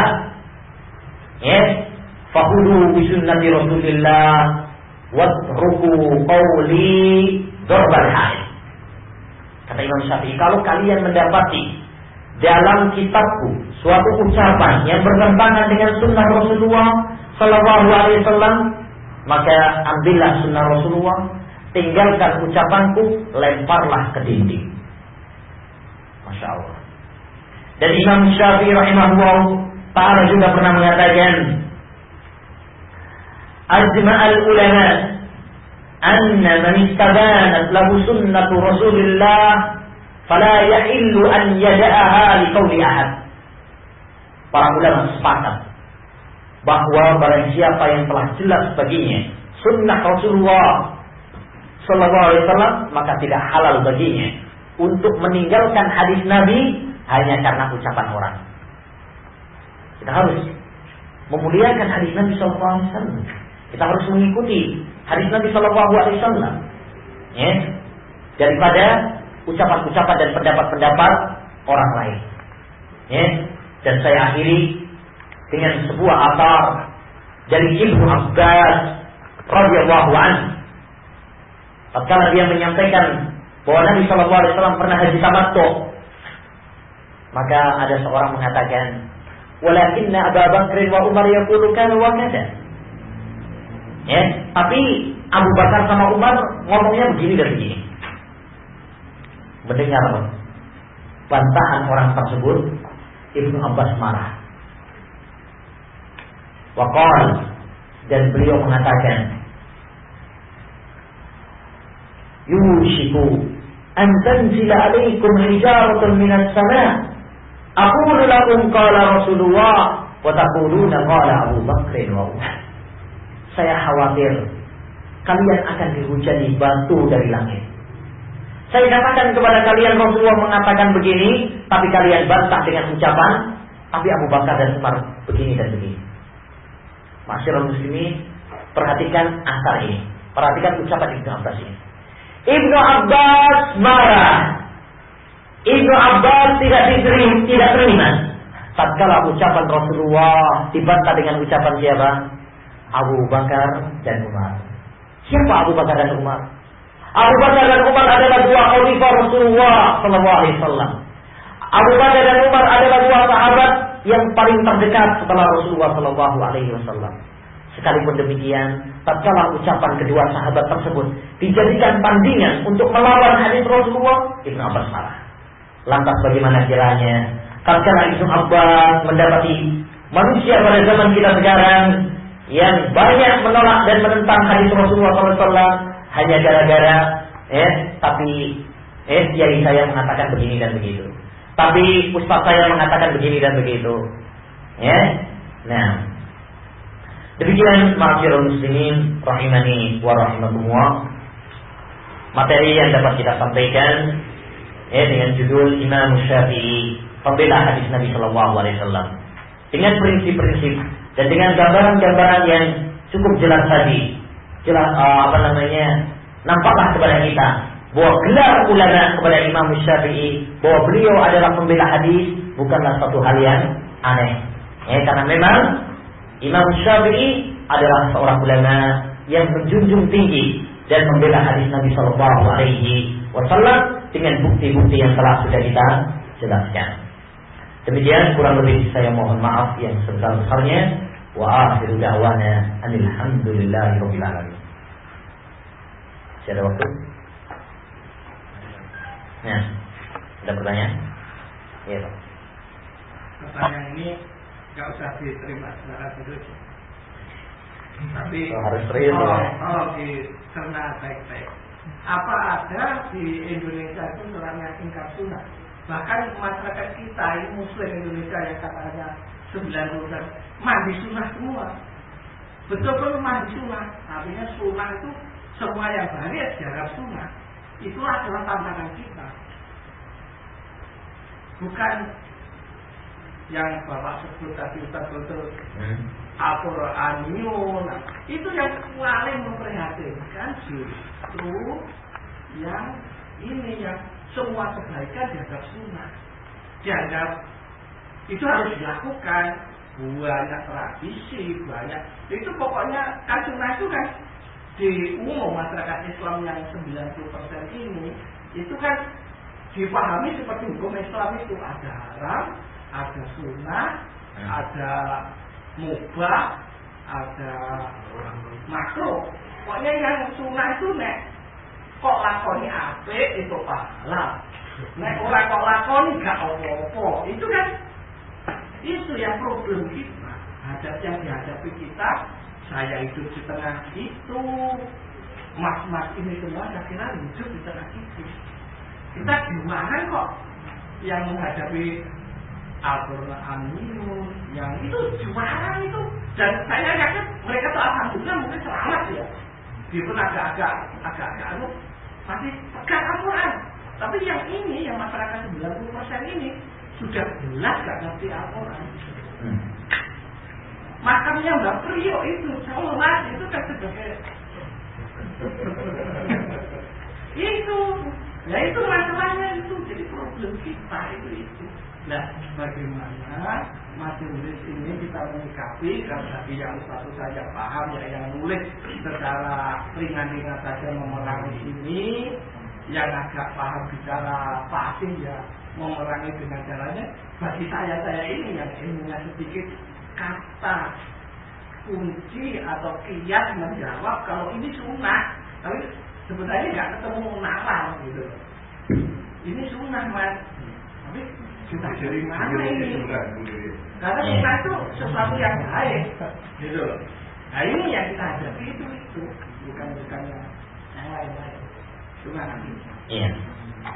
Sunnah, ya, lafaz sunnah itu memiliki 3 arti. Yang pertama, sunnah bermakna hadis apabila digandengkan dengan Al-Quran. Apabila digandengkan dengan Al-Quran, maka makna sunnah adalah hadis. Nah itu berpegang teguh dengan Al-Quran dan sunnah. Maksudnya adalah Quran dan hadis. Dan itu yang menjadi pembahasan kita tadi. Ya, Imam Syafi'i pembela sunnah, maksudnya pembela hadis. Makanya pembahasan kita adalah tentang hadis. Ya. Yang kedua, sunnah bermakna apa yang diperintahkan oleh syariat tapi tidak bersifat wajib, yang termasuk dalam hukum 5: haram, ya, sunnah, dan wajib, haram, makruh, wajib, sunnah, mubah. Dan ini adalah definisi dalam fikih. Dalam definisi fikih. Makna yang ketiga, sunnah bermakna adalah jalan yang ditempuh oleh Rasulullah Sallallahu Alaihi Wasallam. Jalan yang ditempuh oleh Rasulullah Sallallahu Alaihi Wasallam yang mencakup ucapan beliau, perbuatan beliau, dan persetujuan beliau. Termasuk juga akidah beliau, keyakinan beliau. Ini juga termasuk sunnah. Fa'alaikum bisunnati. Hendaknya kalian berpegang teguh dengan sunnahku, yakni jalan hidupku, ucapanku, perbuatanku, akidahku, keyakinanku, dan seterusnya.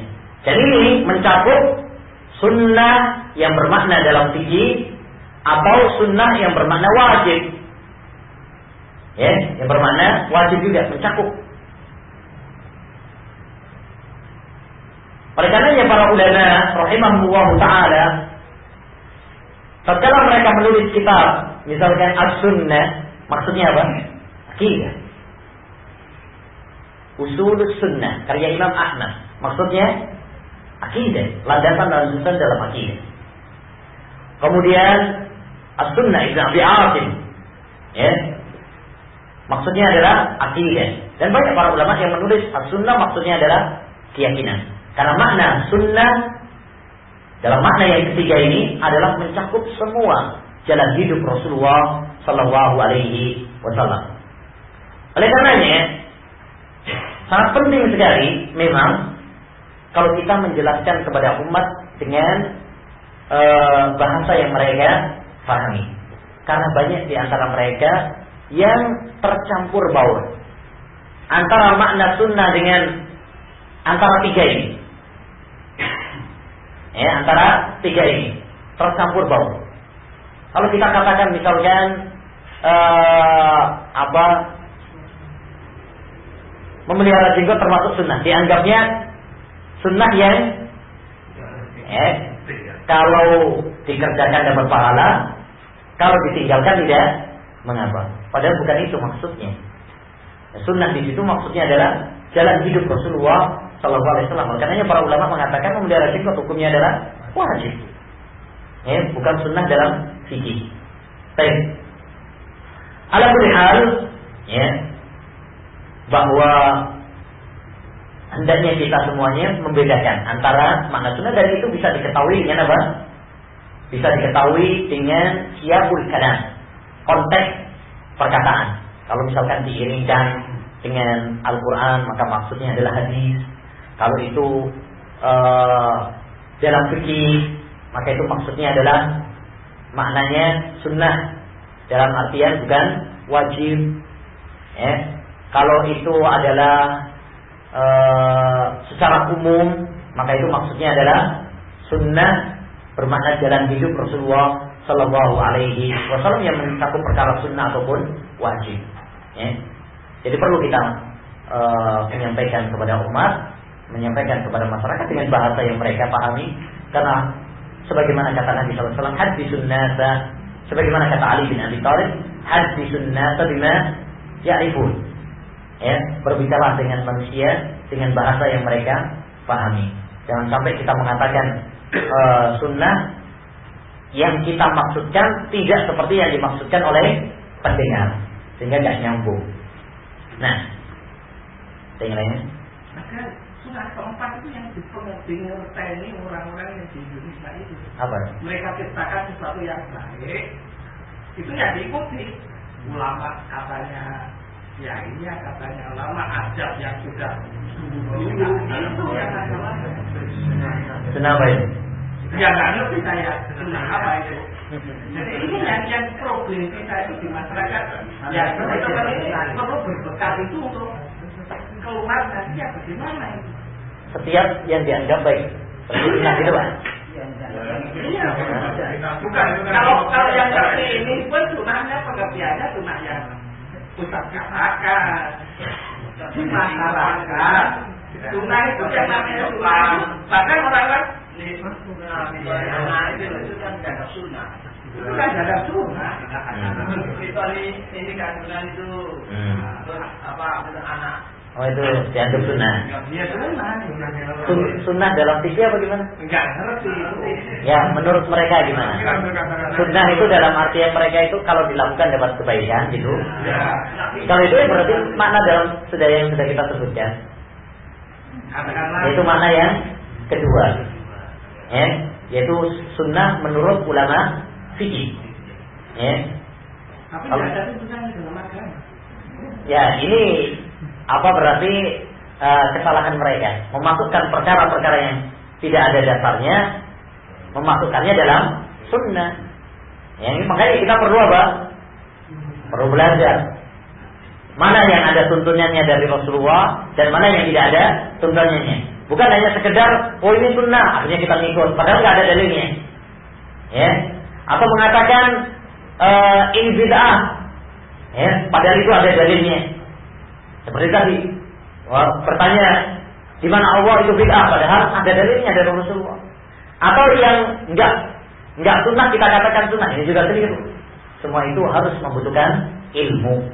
Oleh karenanya Allah Subhanahu wa taala mengatakan, "Fa'lam annahu la ilaha illallah wastaghfir li dhanbik." Ketahuilah bahwasanya tidak ada ilah yang hak kecuali Allah Subhanahu wa taala, dan istighfarlah. Dan Allah Subhanahu wa taala berfirman, "Wa la taqfu ma laysa laka bihi 'ilm. Inna as-sam'a wal basara wal fu'ad kullu ulaika kana anhu mas'ula." Jangan kamu berbicara tanpa ilmu. Jangan mengatakan ini sunnah, ini bid'ah kecuali berdasarkan ilmu. Semuanya harus berdasarkan ilmu. Karena kalau kita tidak berdasarkan ilmu, kita akan dibohongi. Nurut aja. Oh sunnah ya, oh ya, gitu dong. Padahal nggak ada dalilnya. Dan perlu kita ketahui ma'asyiral muslimin bahwa mayoritas orang, kebanyakan orang bukanlah patokan.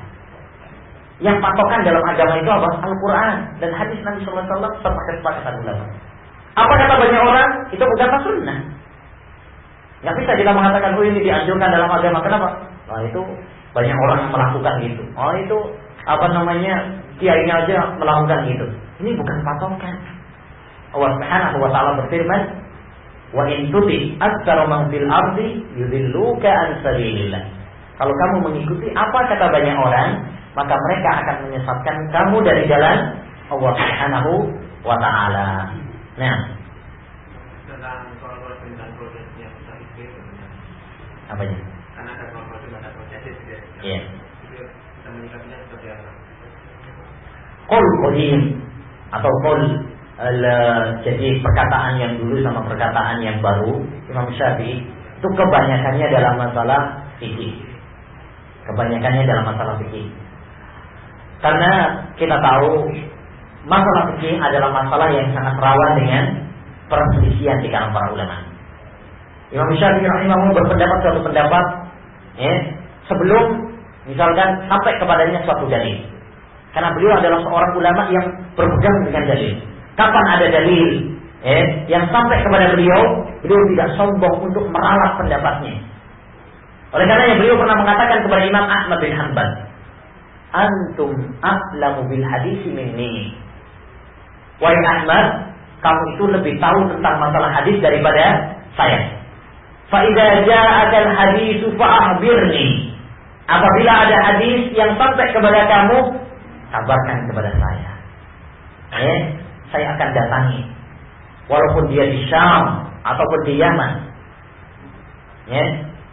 Jadi yang terpenting kita mengetahui prinsip Imam Syafi'i, yaitu beliau berputar bersama dalil. Dulu beliau pernah mengatakan berpendapat seperti ini. Oh ternyata ada hadis Nabi SAW, maka beliau tinggalkan pendapat yang lamanya, mengikuti pendapat yang baru, yang itu dikenal oleh para ulama dengan qaul qadim dan qaul jadid. Ini pendapat yang dulu dan ini yang pendapat yang sekarang. Yang itu dibedakan dengan kedatangan beliau ke Baghdad. Pendapat beliau sebelum ke Baghdad, maka itu disebut sebagai pendapat yang qadim, yang lama. Dan pendapat beliau setelah kepergian beliau ke Baghdad, maka disebut sebagai qaulun jadid. Dan itu telah dibukukan oleh sebagian para ulama, qaulun qadim wa qaulun jadid dari Imam Syafi'i. Ada sebagian buku yang membedakan. Pendapat Imam Syafi'i dulu begini, pendapat yang baru begini, itu sudah ada. Nah, menyikapinya, bagaimana kita menyikapinya? Kita nggak fanatik terhadap ini perkataan Imam Syafi'i yang dulu atau pendapat Imam Syafi'i yang baru. Yang menjadi prinsip kita adalah mana yang ada dalilnya. Bisa jadi pendapat Imam Syafi'i yang dulu itu yang lebih kuat. Bisa jadi, karena itu yang berdasarkan dalil yang lebih kuat. Yang terpenting bagi kita adalah apa? Mengikuti dalil. Sehingga kita nggak pusing. Tatkala mendapati dalam masalah fikih, ulama ini berpendapat demikian, ulama ini berpendapat demikian. Kalau kita nggak punya prinsip untuk mengembalikan semua perselisihan kepada dalil, kita pusing. Aduh, ini ulama aja loh berbeda pendapat, apalagi kita. Tinggal pusingnya aja. Kita tatkala mendapati perselisihan para ulama, hendaknya kembalikan aja kepada apa? Kepada dalil. Enak. Itu tenang, tenteram, gitu. Demikian juga tatkala menghadapi perselisihan, misalkan pendapat Imam Syafi'i, ada perkataan yang lama, ada perkataan yang baru. Misalkan, kita kembalikan kepada dalil. Bisa jadi kadang-kadang perkataan Imam Syafi'i yang dulu itu malah yang benar. Karena itu yang lebih kuat. Wallahu a'lam. Nah, ini sebagian dari dai-dai itu menyampaikan sebuah kisah tentang Imam Syafi'i yang tatkala beliau mengimami sholat dan di belakangnya ada Imam Malik, kemudian beliau tidak berkunut. Padahal Imam ini menurut mereka berpendapat bahwa kunut subuh disunatkan. Kemudian ketika satu kali lagi Imam Syafi'i menjadi makmum dan Imam Malik menjadi imam. Imam Malik untuk menghormati mazhab ini beliau berkunut. Apakah kisah ini ada dasarnya? Ini sudah banyak disebarkan oleh para dai. Mohon penjelasan.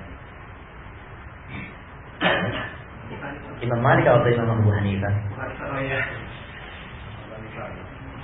Imam Syafi'i tidak bertemu dengan Imam Abu Hanifah. Yang saya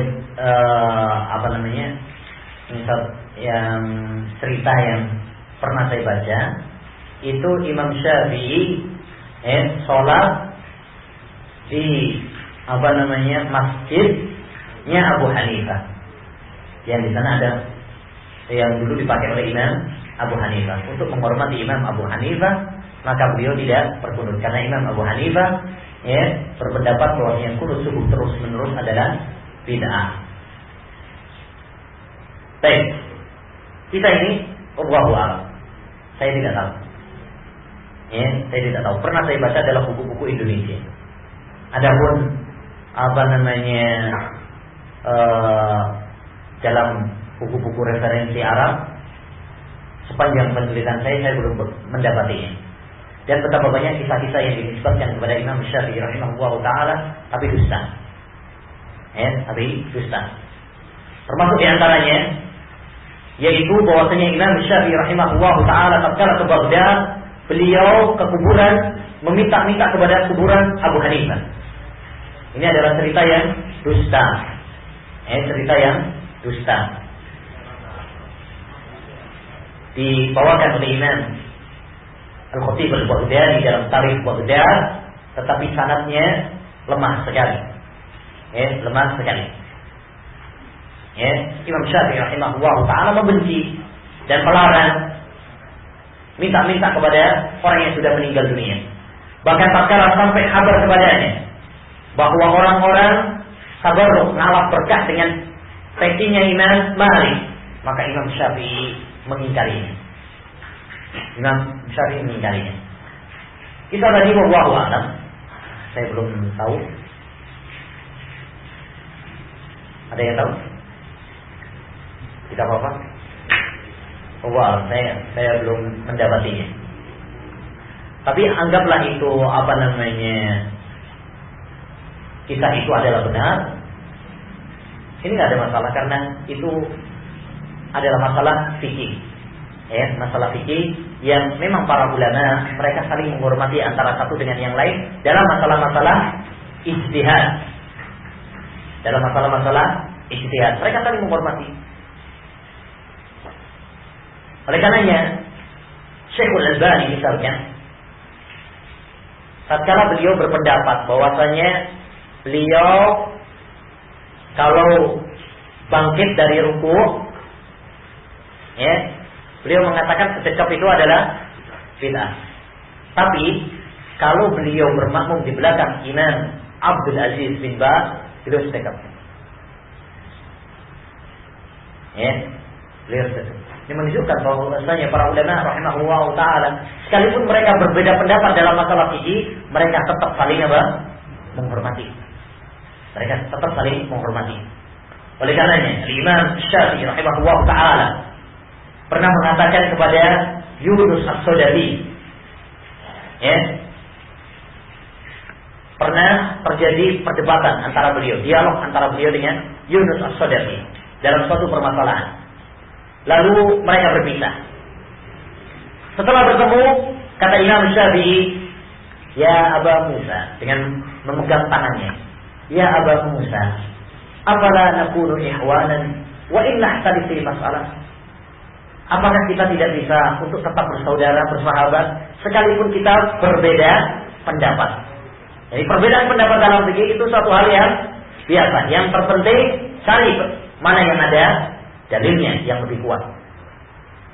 Oleh karenanya, cerita yang menarik adalah apa yang disebutkan oleh Imam As-Subki dalam kitabnya Tabaqat Syafi'iyah, bahwa Imam Syafi'i pernah debat dengan Imam Abu Ubaid Al-Qasim bin Sallam, seorang ulama ahli bahasa, ahli fikih dan ahli hadis. Imam Syafi'i pernah berdebat dengan dia, pernah berdialog dengan dia tentang masalah salasata quru. Firman Allah salasata quru. 3 quru. Apa maksudnya 3 quru? Yani iddahnya wanita yang haid itu 3 kali haid atau 3 kali suci. Karena makna quru dalam bahasa Arab itu bisa bermakna haid bisa juga bermakna suci. Tapi apa yang dimaksud dalam Al-Quran ayat tersebut? Itu diperdebatkan oleh Imam Syafi'i dengan Abu Ubaid dalam satu perdebatan. Yang menarik, Al-Imam Syafi'i pertama kalinya di awal perdebatan dia menguatkan bahwa makna quru 3 kali quru yakni 3 kali haid. Dan Imam Abu Ubaid mengatakan 3 kali quru yakni 3 kali suci. Setelah berdebat, ya, kemudian masing-masing menyampaikan hujjahnya, menyampaikan argumen-argumen, dalil-dalil bahasa syair, ya, hadis dan sebagainya. Apa yang terjadi? Masing-masing berubah. Imam Syafi'i yang pertama tadi mengatakan bahwasanya 3 kali haid. Setelah dialog dia mengatakan 3 kali suci. Imam Abu Ubaid yang pertama kali tadi mengatakan 3 kali suci, setelah berdialog dan berdebat mengatakan 3 kali haid. Masing-masing tukar pendapat. Masing-masing tukar pendapat. Hal ini menunjukkan bahwasanya para ulama rahimahullah ketika mereka berdebat, ketika mereka berdialog, yang mereka cari adalah kebenaran. Bukan seperti perbuatan banyak orang sekarang. Mereka berdebat bukan mencari kebenaran, tapi cari kemenangan. Yang penting bagaimana caranya saya menang. Berbeda dengan dialognya para ulama yang mereka cari adalah kebenaran. Nah, subhanakallahumma wa bihamdik, asyhadu an la ilaha illa anta, astaghfiruka wa atubu ilaik. Assalamualaikum warahmatullahi wabarakatuh.